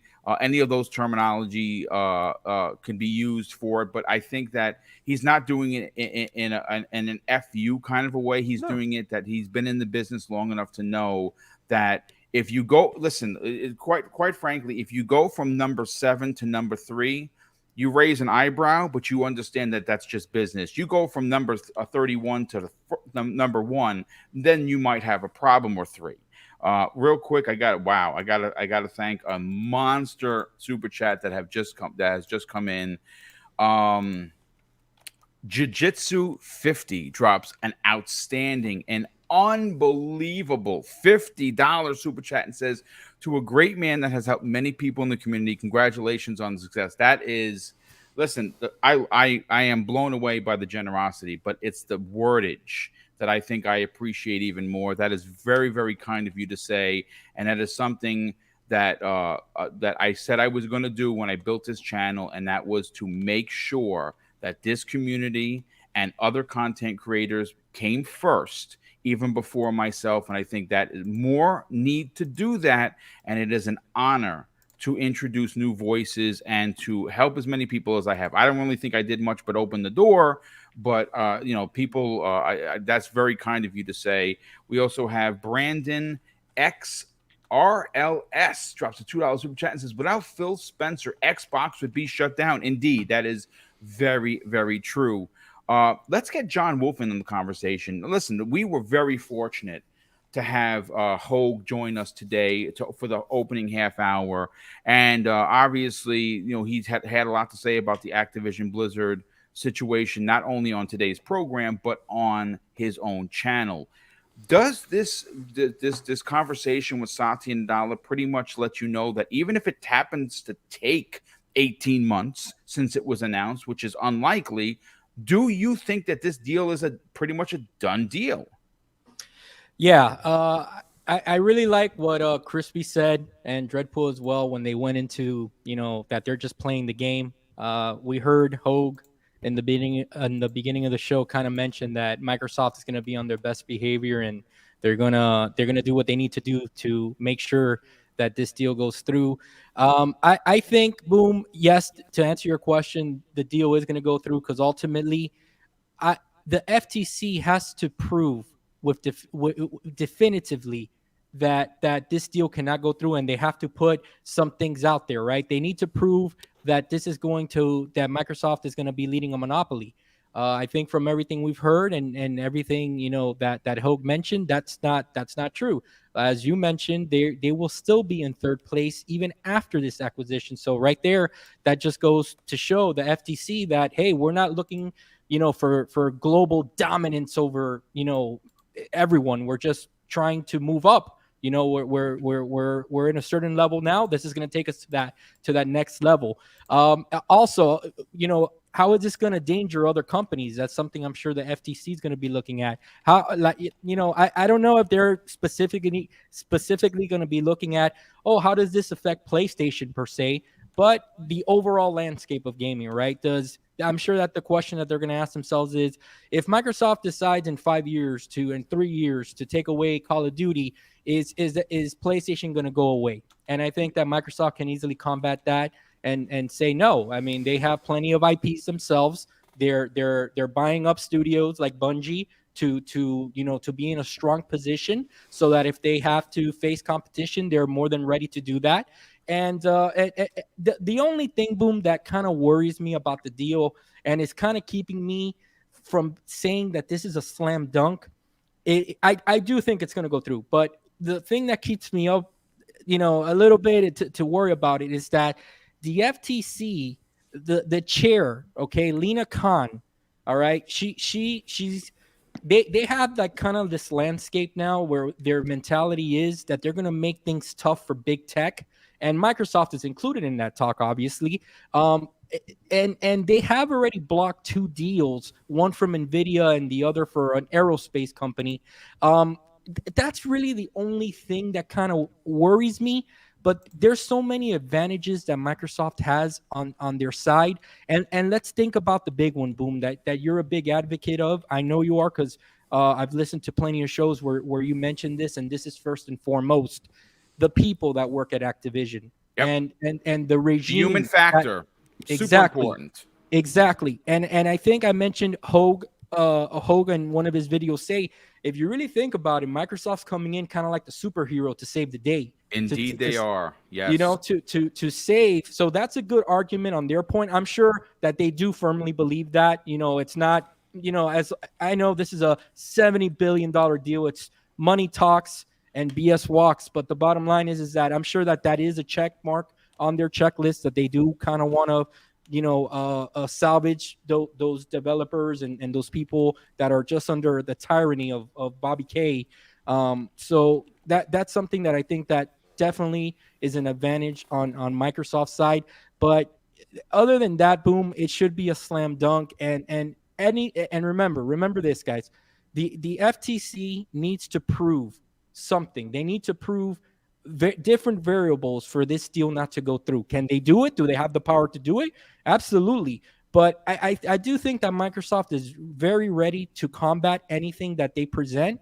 And I also think that Phil Spencer and Satya coming out with these statements is very strategic on Microsoft's part to say, to kind of, the last thing I'll say is to kind of shut down the public perception of the deal, to say, to not let the FTC feel the pressure from the public to do something irrational. I think that's what this is coming from. Thanks, Boom. No. My pleasure. Real quick in the chat, and this is very interesting. I got a Nania Business says this. This is very interesting, and again, right on point. Hold on a sec, man. This chat's I just lost it. Hold on a sec. Where is it? Okay, Right here here. it is. Yes, I they blocked the deal with NVIDIA and ARM because it was a horizontal integration expansion, not vertical like Microsoft is doing with Activision and Blizzard. And that is a phenomenal freaking point.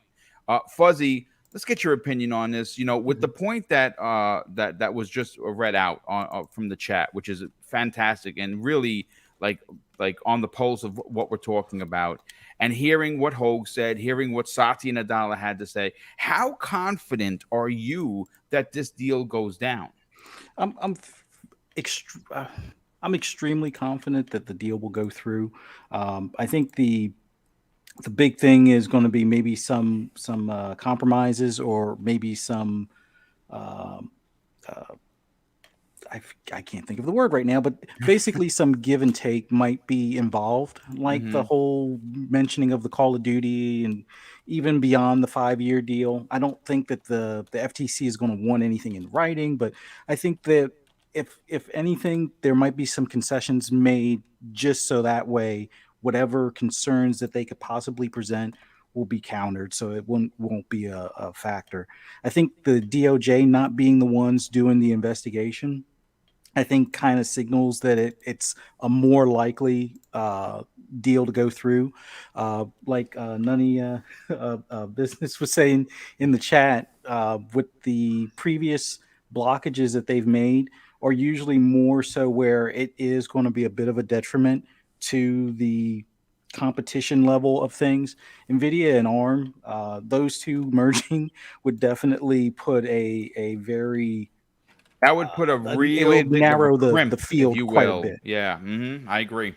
Now, with the Microsoft and Activision deal, and as Dreadpool clearly pointed out earlier, it's like, it's not under Xbox, it's under Microsoft Gaming, where it answers to the CEO, being Phil, for Microsoft Gaming. So there's so many avenues that they can kind of fall back on that should allow this to go through without a hitch.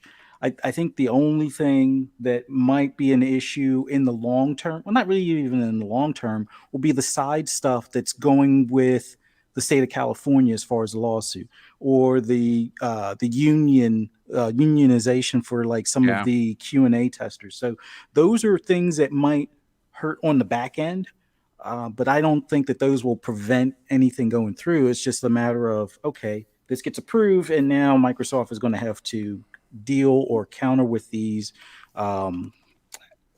issues and things like that. But I think in the grand scheme of things, anybody that was thinking, like, it's funny, the old adage was Xbox had no games, Xbox needs to compete. Now they go and do that, and it's like, oh, they're a monopoly. Yeah. like, It's but ridiculous. yeah, I think it's a go all the way. I'm Organic even growth. thinking like July or August of this year. I'm extremely. I agree. I think by listen, if look, the deal was just announced, Mhm. right, in January. It would be hard unless there's some major hiccups and hurdles thrown at Microsoft. But it appears that that's not, in fact, going to be the case. Right. This could fall into the July August. A lot of people said I've some of the circles that we roll in. I've talked to people and they think December. I actually kind of push it a little out there. I said February of 23, but the consensus is this might get done sooner than later. Yeah.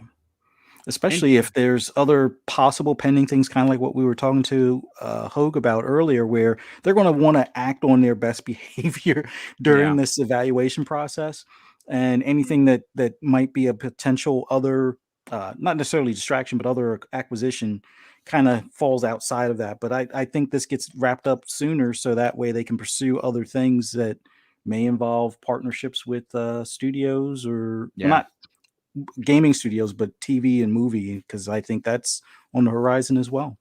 Yeah, I think you're onto something. VJ, close out this topic, and then we're going to talk about the breaking news that just was dropped into the chat by Dreadpool. Folks, it's been announced by Rockstar themselves. Grand Theft Auto 6 is coming, confirmed by the company. We're going to get into that in a minute, but let's get your opinion, VJ, as someone that has worked in both aspects of gaming.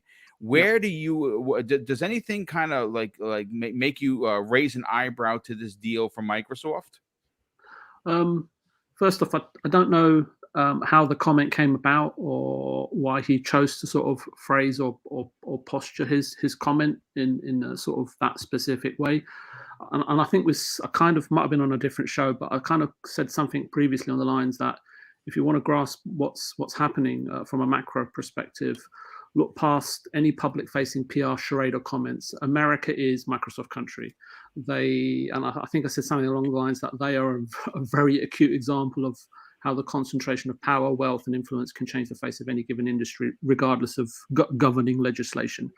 And regardless of what we may see in the public as like some sort of dramatized slap on the wrist, big business has an incredible and powerful influence on a nation and can easily lobby and bend rules or deregulate them. I think that's the right legal term. Shame Hoeg's not here to correct me. But regardless of what you feel about regulatory bodies, everybody has to be seen to be doing their job. Every single company, every functioning government body is under heavy scrutiny. It's just modern age. And sorry for this history lesson, and if you kind of want to understand why we are where we are and why this will go through, America in the late 1700s, I think it's something like that. I did do American history at school. I don't know if they teach it over here in the curriculum, but anyway, when it was established, it was never designed to sort of reduce inequality. It was designed to sort of retain control amongst the privileged, and they were all self-appointments at the time, and nothing's really changed. It's just dressed up differently. Regardless of what you think you're observing, you've got to dig a lot deeper. And to sort of roughly quote, I think it was something like, the key inscription on there was, it's always got to be about the opulent versus the majority. And that's exactly how corporate America operates today. It's every corporation's mantra. And then you say, well, what about outside of America? That's a different sort of conundrum, but I can't recall any deals that the EU or other governing regulatory bodies have jumped onto CNN and said, we've blocked this deal, because I think everybody pretty much falls in line, right? Yeah. And again, they may perform the odd public pretense just to show, hey, look, we are actually here. We do want to earn our salary, right? So don't fire us because we're actually working away. Trust me, right? So the question should be, Boom, what if the deal doesn't go through, right? And mine is, so what, right? It won't impede Xbox or Microsoft if they are truly creatively and culturally invested in the enigma, right? That is the gaming industry. We're all grown up, and we should know how to move forward and not sulk, stew, and stand still, right? And you see it all the time, right? And especially if something doesn't go your way. That's real. If you want to talk about intelligence, that's real intelligence, right? Being able to sort of observe a situation without evaluating. But I understand it's difficult in modern day society. Even I struggle from it. But just going back to what Dreadpool was saying, he mentioned that Satya Nadella, right, was perhaps being bullish, and I'd have to agree, right? Some public posturing for dramatic effect. Why? Because he can. Right. So I can't see the deal not happening, especially if Microsoft, the poster child of a corporate America, wishes it so. And that's, I mean, listen, you can't argue that. That is a fantastic point and one well taken. Listen, folks, as I said moments ago, thanks to Dreadpool, and I'm starting to see it show up in my DMs now. It's literally, I have 7 DMs I have to answer. I'm going to read the press release coming directly from the Grand Theft Auto community update. And here is what they had to say. With the unprecedented longevity of Grand Theft Auto 5, we know many of you have been asking us about a new entry into the Grand Theft Auto series.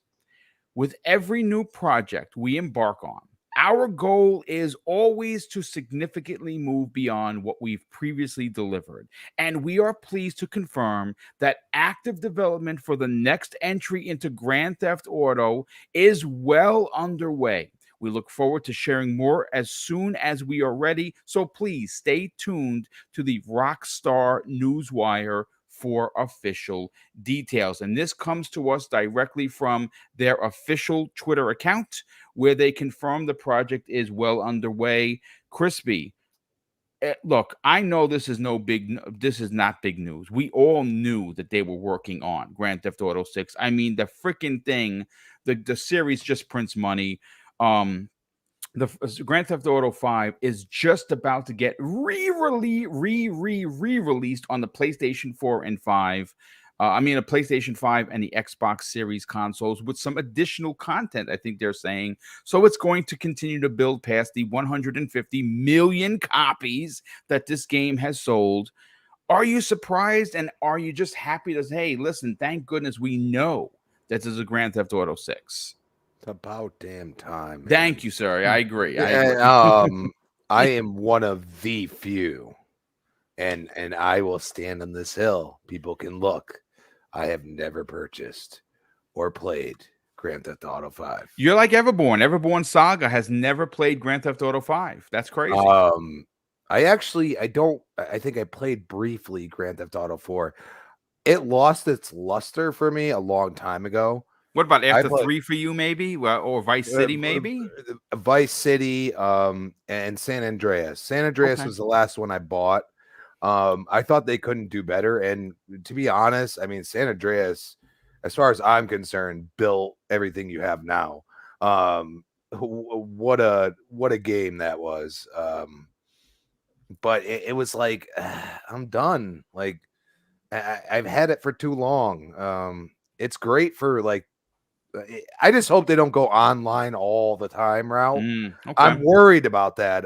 Games as a service. I mean, with Sony saying what they said, I'm worried about this because it's like you got to have the mainline story. You got to have, the parts that matter. Will I buy it? Yeah, because I didn't play 5, and I believe they can do better than that. Could you imagine if it comes to Xbox Game Pass day and date? Hello. Yeah, that would be a bag dropping there at Rockstar. Take Two. That would be a big old bag. That would be like 100 million, I think. But I'm telling you, Microsoft, Phil, don't play. No. Phil is not playing no more. I said, a while ago, King David needs to add another name. I don't believe he has yet. So maybe he's got no new name yet.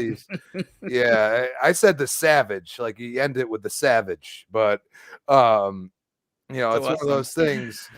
It's one of those things where it's like about damn time, and it's for the gamers that play that game constantly. It's like you need something new at some point. I mean, I get it. Like it's still like so prevalent. It's the highest selling game of all time. Yeah. You know what I'm saying? In the history of gaming, by the way. It's been through 3 gaming. It's been through 3 generations. Yep. You know what I'm saying? It's still getting another update. They did drop the ball with this you know, the 3, the Vice City, like they dropped the ball. Oh, that was I'm sorry. awful. You know, I look at games at this point, like if you're gonna remake, remaster, you gotta make it look better than that. I mean, Mass Effect wasn't great, but I see a lot of people that enjoyed the series. They enjoyed it again, and that's the point. You know what I mean? So, you know, I'm a little concerned. I mean, how long is this game out? Because they really weren't specific, like, oh, we've been developing it for years. You know what I mean? They said they've been developing it, but you know, how long has it been? And you know, Rockstar's, you know, if they started 2 years ago, you got another 5 years to wait. They're just probably like, we're sick of hearing about it. Here you go. Yeah. You know what I mean? Like, that's the only thing I'm concerned about. You also got Red Dead. Red Dead was hugely successful. I mean, I'm sure they're probably, you know, trying to work on another one. You know what I mean? And maybe make the online a lot better, you know, like the first one was for some people. You know what I'm saying? It's one of those things where, like, the worry is the games as a service model, the amount of money they made off shark cards and all that shit. You know what I mean? Ridiculous. So, excuse my language. No, But, that's quite all right. and you know, it's concerning. I'm hoping that they can keep the same model. You can have your online. I know a ton of people play it. I am fine with it. Keep it similar. Give it. It needs an upgrade. I hope they're upgrading the engine, because I've watched too many people play GTA 5, and I'm like, this doesn't look that great. And that's because it's been through 3 generations. I'm not going to sit here and, you know, act like I don't know that, but it's time for something new. It's time for a new gen, a Series X PS5 upgrade. So Yeah. I would expect this at minimum 2 to 3 years down the road. Yeah, I mean that seems about right. Dreadpool. Before I get to your brother, Jay Nichols drops a $2 super chat and says the most successful CEO knows more than PlayStation fanboys. Indeed, I think so.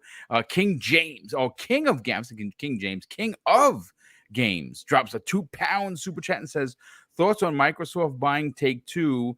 Are they the next target? You know, it's funny.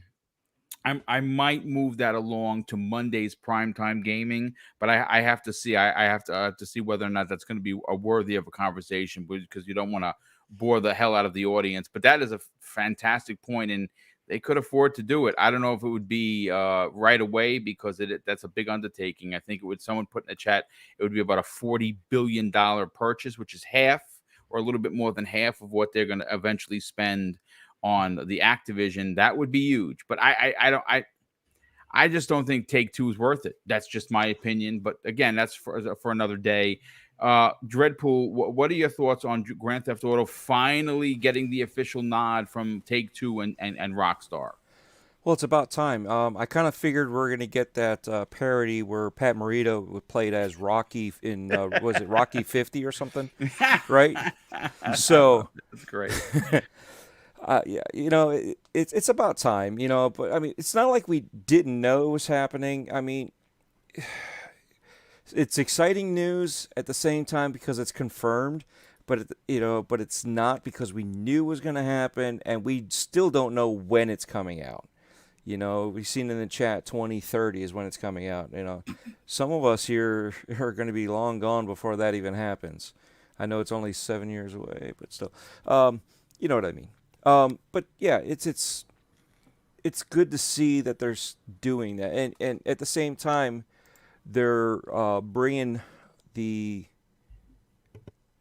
1 and the 4 consoles over to 5. You get a one-time migration at launch, which is kind of weird, but okay, you know, whatever. It is what it is. Hopefully, all that stuff is figured out. You're getting some more expansions. You're getting some more stuff that's specifically designed for next-gen consoles. So, I mean, at least on the face, there's a lot of good faith there. And with them knowing how popular this is, that they need to do that and much more to convert everybody to 6 and whatever that online is going to be. So it's a big task, you know, and were they waiting for these consoles to be out before they can figure out how they're going to do it? I mean, That's actually quite a good question. How You many know, yeah. is GTA 6 that much advanced or that much bigger that it does need the new hardware to run on? Because I have a feeling that this is not coming to the Xbox One and PlayStation 4 generation No, whenever this releases. as far as I've read, it does not look like it is. It is all next gen. And look at how many games we have, right? Cyberpunk. Those games were literally designed for the Xbox One and the PlayStation 4. You know, you've got the new one, Dying Light 2, yet again, also designed during that era before we even had these consoles here that we're playing on, or some of us are playing now. I know there's still a mass majority that can't get the new, the latest consoles right now. But, those things were so far in development, they were not based on this, just like Halo. What did they do? It like twice they had to shut down and restart the engine? Yeah. Building it, so technically once, but we'll say twice.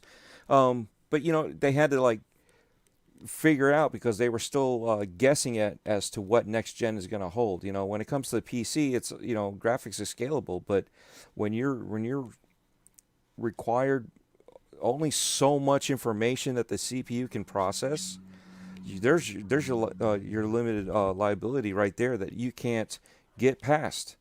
Now that these consoles can handle that much more, they can do that much more. So, or were they sitting there? I mean, look at Nintendo. They push out all these games and all these consoles that they do, but they've got consoles planned, 2 generations from this generation. So when you're looking at it like that, they're looking at tech. Just like right now, Sony. Yeah, and Microsoft are still figuring out what to do about the supply chain, but you don't think those engineers are just sitting there twiddling their thumbs? What are they're just sitting there like, all right, cool, we launched everything, we're good to go. No, they're working on the next consoles. They're working on trying to figure out what the next tech is, the next thing that's coming in line, and the same goes for game design. So for them to do this, you got to figure they've been trying to sit there and figure out how they're going to build this engine to perform the best that it can, right? With what we have coming out now. Now that we have next gen here we are. We're a year into it and then some. That we know that these are the specs on these consoles. So it's going to be massive, and it just makes sense. That makes perfect sense, Red, and I think you're onto something with the fact that they know that it needs to be next gen for sure. But what's interesting, John? I want to bring you into the conversation. Yesterday, at least here in New York, the stocks took the biggest loss that they've had since 2018, right? And I don't know. I didn't take a look this morning because obviously I didn't know that they were going to announce this. This move, to me anyway, seems very financial based, and that's what businesses do, right?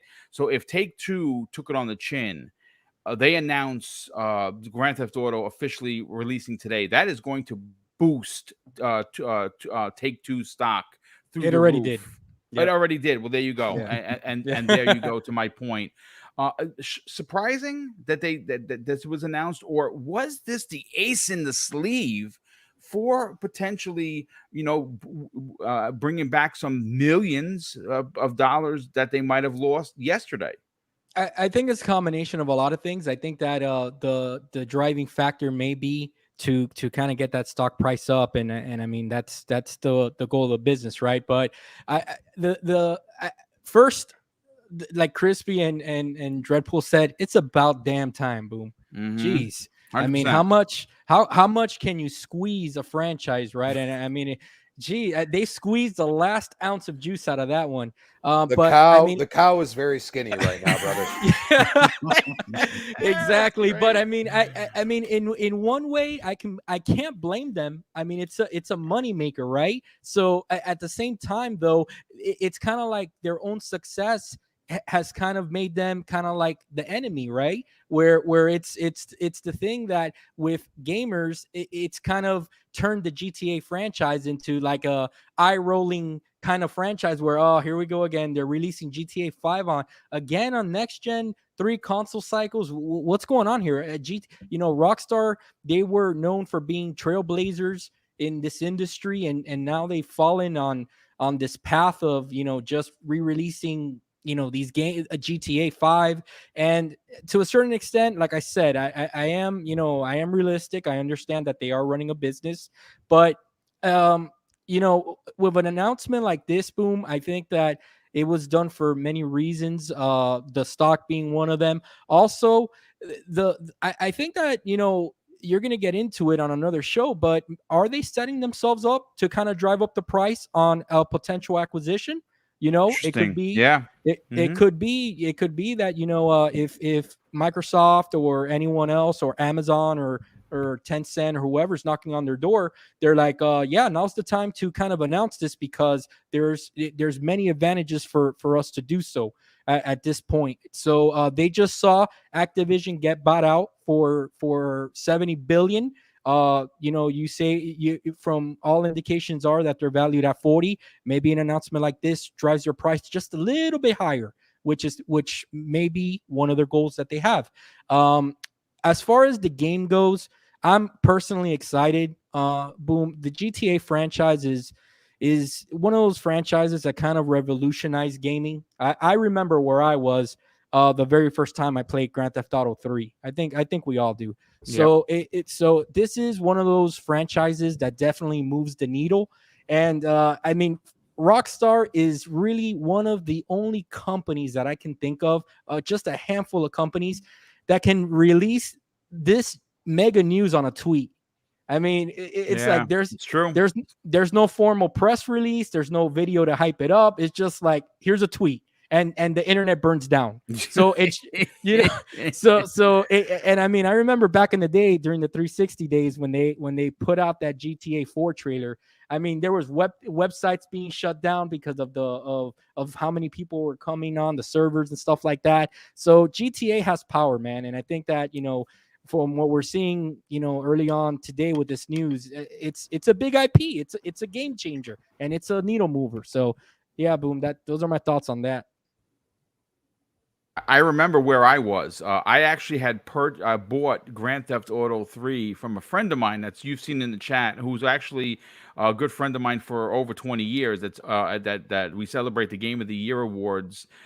Jay the Destroyer. He sold me his copy. He's like, this game is garbage. And I played it, and I was like, dude, I think you might have made a mistake. And then he was like, yep, I think I did. And he went out and bought it, selling it to me. So hey, Boom, I'm gonna need that back. yeah, no, pretty much. It's funny that I could. That's specifically I remember. Fuzzy, let's get your opinion. Grand Theft Auto 6 is going to be big when it releases. It is not going to be an exclusive anymore. I see people in the chat, oh, this is going to be a PlayStation exclusive. Listen, good luck with that. They tried that with 4, and Microsoft offered, and it didn't. Yeah, it's not going to be exclusive on any It's too console. big of a game to lock behind one platform. Marketing rights potentially, but it's not going to be an exclusive. I think Take-Two is too big, and this game is too big. What are your thoughts on the announcement today? All right, so one of the things that you and John hit on is stock pricing and possible acquisition, which I made another one of those weird predictions. You know, Roblox is the one that acquires Take-Two. I know that sounds ridiculous, but just save that in the back of your head. But anyway, I think this announcement is a bunch of nothing other than to help with stock price. I've been saying this for quite a long time. Rockstar is a shell of what it was. Now, they definitely have talent in animation. They definitely have talent in programming. Oh, they've lost a lot of people, dude. Yeah. But when you lose 2 of your 3 founding fathers, one of the first one being Leslie Benzies, who basically was burned out after about 20 years of making GTA and you know, the crunch, and then one of the brothers right after that. Yeah, when Dan Houser left, basically his last signature was Red Dead Redemption 2. Yes. If anybody's wondering why Rockstar hasn't put out anything, when they made 5, he went on record saying that he has no idea of what the next Grand Theft Auto would be. It's either writer's block or he's burned out as well. He's since left and started his own studio. Same thing with Leslie Benzies. I'm going to go on record and say we're not going to see GTA 6 unless it's going to be a bigger disaster than Cyberpunk 2077. Their Whoa. best option would have been to play a parody of 2077 before it came out and just make GTA 5, but 20 years later or 30 years later in the future type of thing. But no, they're going to release a GTA 6 that's going to be 90% online. So it's going to be basically GTA Online 2. And it'll make some money in the initial, but it's not going to make the money that 5 did, because people are going to see that, oh, it's just a sandbox that I make the story. You didn't really make a story. So this is them trying to keep the value of their company. Like when a lot of people were saying, oh, Microsoft should pick them up or Sony should pick them up. Other than Roblox, because they have a knack of making like little mini games into something. Yep. I see them as the boat anchor right now of Take-Two. Yes, it's making money. Sure. I understand that. And they bought Zynga or Zynga or whatever. And 2K games, as far as the like the basketball, and hopefully WWE this time around will not Actually be broken. good? But I this is just to help their stock price. Anybody that's hopeful for GTA 6, I hate to be the bearer of bad news. Don't get your hopes up. Seriously. Unless Dan Houser comes back. He's not. He's not. Yeah, he doesn't. He actually it was on record saying that he didn't like the way Take-Two was trying to push content out for the monetization of just for money, and basically that's why he like many people get burnt out and was probably just disgusted, which is why he left the company that he founded with his brother. Which is very interesting. That and honestly, after the two of the three, like you said, I thought for sure that the brother was going to leave as well, but that hasn't happened as of yet. VJ, give us your final point on this as I read the super chat that comes in from good friend of the channel. Elemental PO drops an outstanding and very generous $10 super chat and says, "Great show, gamers. I think Microsoft should just invest more into Rockstar stock and make some behind the scene deals that benefit both parties. No need for a purchase." I like that idea. I think you're onto something with that for sure. VJ, what do you think? What are your thoughts on the announcement this morning of Grand Theft Auto? Is it a stock based announcement? I'm not sure. I'd have to look into it, but so I don't want to give you a off the cuff remark and embarrass myself. So I think the economics notwithstanding, I'd perhaps suggest to Mr. Phil Spencer that rather than eyeing or coveting property on a private island somewhere in the Asia Pacific, there's beachfront property right here in front of you. So, but joviality aside, not that anybody laughed. I don't play or enjoy Grand Theft Auto games as much as I initially did some time ago. I don't know if you guys remember the game Driver. Yes, Driver was actually quite damn good. Yeah, I loved it, Driver, the first one especially, and so that was around about the time when I used to play GTA. So, look, I do, however, understand the sort of allure and sort of the gravitational pull to a degree, but when you see the numbers over an long, sustained period of time, it's like observing the Fortnite engagement numbers, right? I scratch my head and ask myself, who are these gamers, right? Because I don't know anyone, or not many anyway. And you have to say that the stamina and endurance of GTA 5 is incredible and baffling at the same time. But I guess that's credit to the Houser brothers, as Fuzzy was alluding to. And look, that Rockstar studio houses, no pun intended, an incredible quantity or volume of developers, and and people have moved homes over the decades to Scotland. Is it Inverness? I can't remember exactly where they're located, but I'm sure it's north of Newcastle. I mean, I think how the brothers have done their time, right? And burnout or not, right? I don't think they're spring chickens anymore, and game development can really take it out of you. And hopefully, from Take-Two's perspective, that they're handling the transition properly, and letting both brothers go at the same time would have been suicide. Letting one go and then asking the other to stay on while there's a handover, and makes pretty much corporate, business sense. It's like a 101 objective, right? And then But the transitioning over to new vision holders, and we've talked about this so many times, right? It's not that Microsoft doesn't have great studios or great talent, right? Sometimes they just lack vision holders, right? And we saw that with Halo to a degree until they managed to get Joseph through the door. And I think that is Take-Two and any corporation or any company in the creative industry, right? Whether you're making movies, comics, or games, right, is to find that next vision holder that can take the reins and continue the success, or even elevate the success, or take it into a new sphere of success in terms of what's gone before, right? And tell me if I'm wrong, right? So no issues there. So for me, look, I'm a fan of Rockstar in terms of what they do and the amount of jobs and security that they've created over the decades. I think you have to take your hat off to that. But then on Take-Two's side, right, and obviously all purported, right, that it's not absolute fact, right? It's what I hear, what you hear, what we read, etc. So it's all purported at the end of the day, and they do have some objectionable approaches. What I see as objectionable approaches, right, to development, personnel, and studios, right. But no doubt, as a duo, right, if you want to call it that, Rockstar and Take-Two, they've helped grow the industry, and I've seen it happen, right? And everybody's played their part, not just them. Ubisoft played their part, Vivendi played their part, Activision have played their part, and it's an industry that we enjoy. So, do the ends justify the means? That's open for observation and discussion, perhaps on another podcast. But look, at the end of the day, there's a lot of people that enjoy GTA, and regardless of what you think of GTA 6, I think on the crest or the wave or the success of GTA 5, GTA 6 will be a success. But as Fuzzy said, how successful will it be? It remains to be seen. Yeah, no, great point. Listen, folks, what an amazing, I can't believe we got not only to 4 topics, but that we had Hoeg on to open up the show. We had over 650 people recorded here today.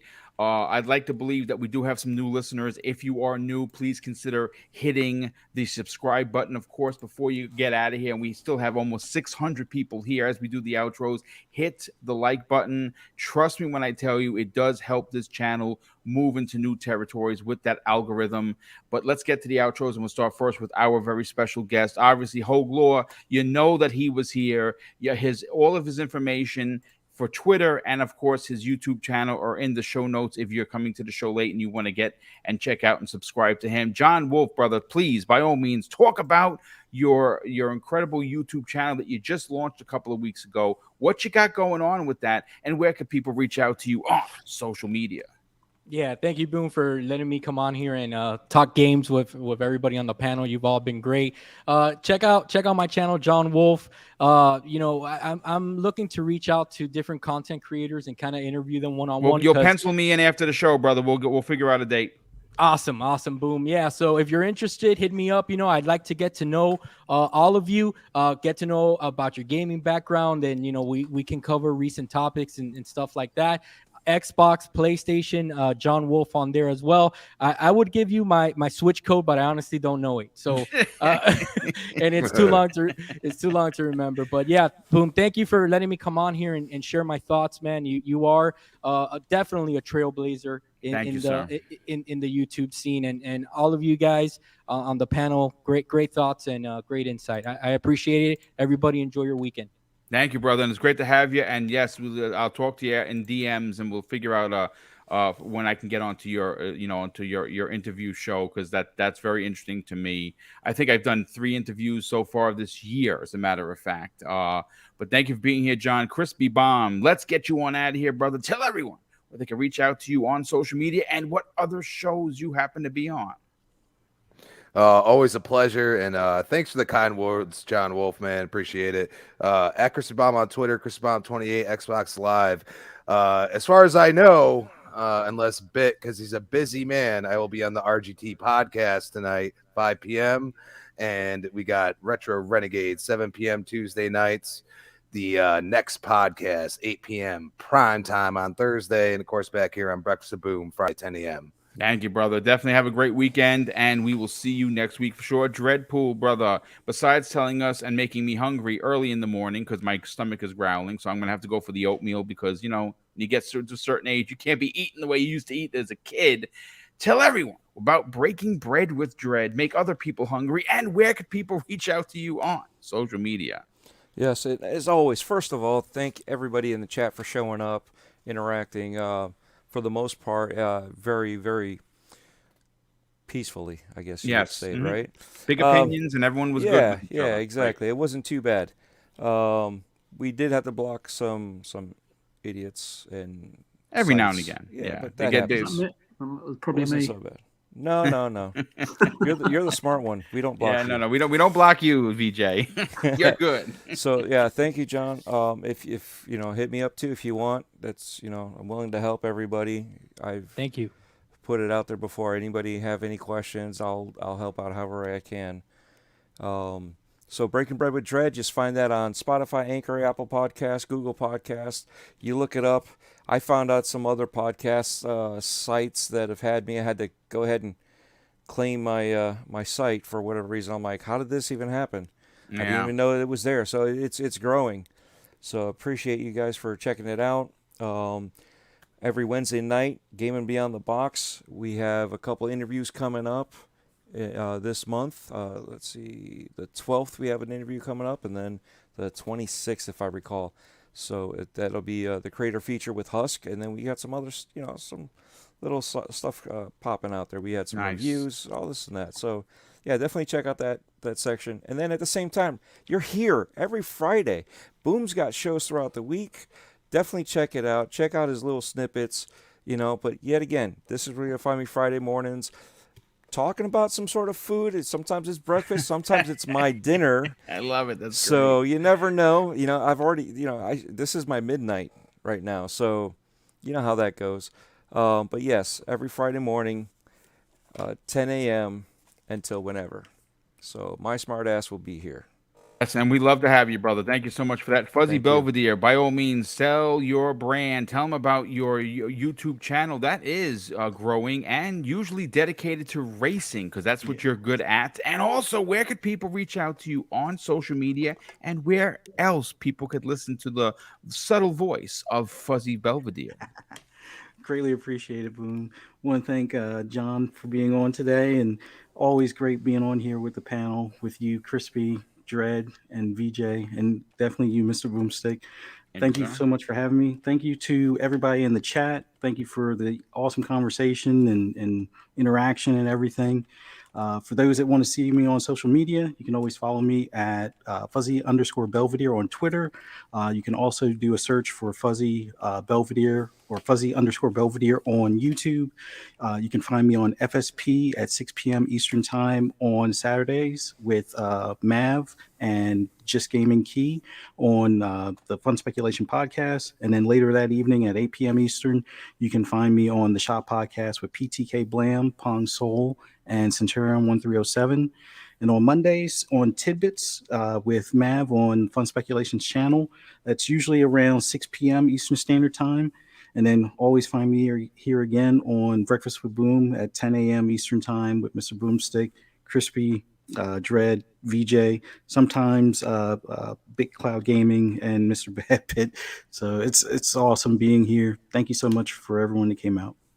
Thank you, brother. And last and no way least, the best brain in the business, VJ, by all means, brother, tell everyone where they can find you on other shows and what else you got going on. And of course, if they want to strike up a conversation on social media, where could they reach out to you on Twitter? I just wanted to say, nice to meet you, John. I thought you brought some fantastic points and also a really lovely voice to the show. I was honoured to sort of appear on Midweek Gaming this last Wednesday, and lo and behold, I was on actually Green Pass Gaming yesterday, and the crew there are friends of this channel, and they send their warm wishes and regards to you, Boom. They're growing, and I love the word. I listen to them every week. They're great. They're great over there. Just to share a final thought in terms of what I sort of speak of on the show, and it's just something I think Hoeg mentioned at the beginning that triggered it. It says that perhaps because he's a lawyer, the burden of truth lies with the one who makes the claim, and I don't always have enough information to back up all my opinions, so treat them as such, question everything, but do it peacefully. And with that said, thanks for having me on the show, but thank you everybody on the panel and the audience in the chat, and I hope everybody has a wonderful weekend. Yes. Well, thank you so much for being here, brother. And of course, I want to thank all of the people that tuned in for the show. I want to thank all the super chats that have come in. They do help the channel grow in ways that my wife and I are allowed and are able to do the big giveaways that we do. Last year, we did a ton of them, and we're going to continue that trend this year as well. And we use that with the super chats and channel membership that comes in. And of course, I'm going to close out the show with something that is important to me. Hopefully one day it'll be important to you. And that's something that my dad taught us when we were kids. And he said, son, treat others how you want to be treated. And also, it doesn't cost anything to be nice. You live by those rules, and I can guarantee you're going to have an awesome day. So take care, everyone. And we'll see you next week on the newest episode of Breakfast with Boom.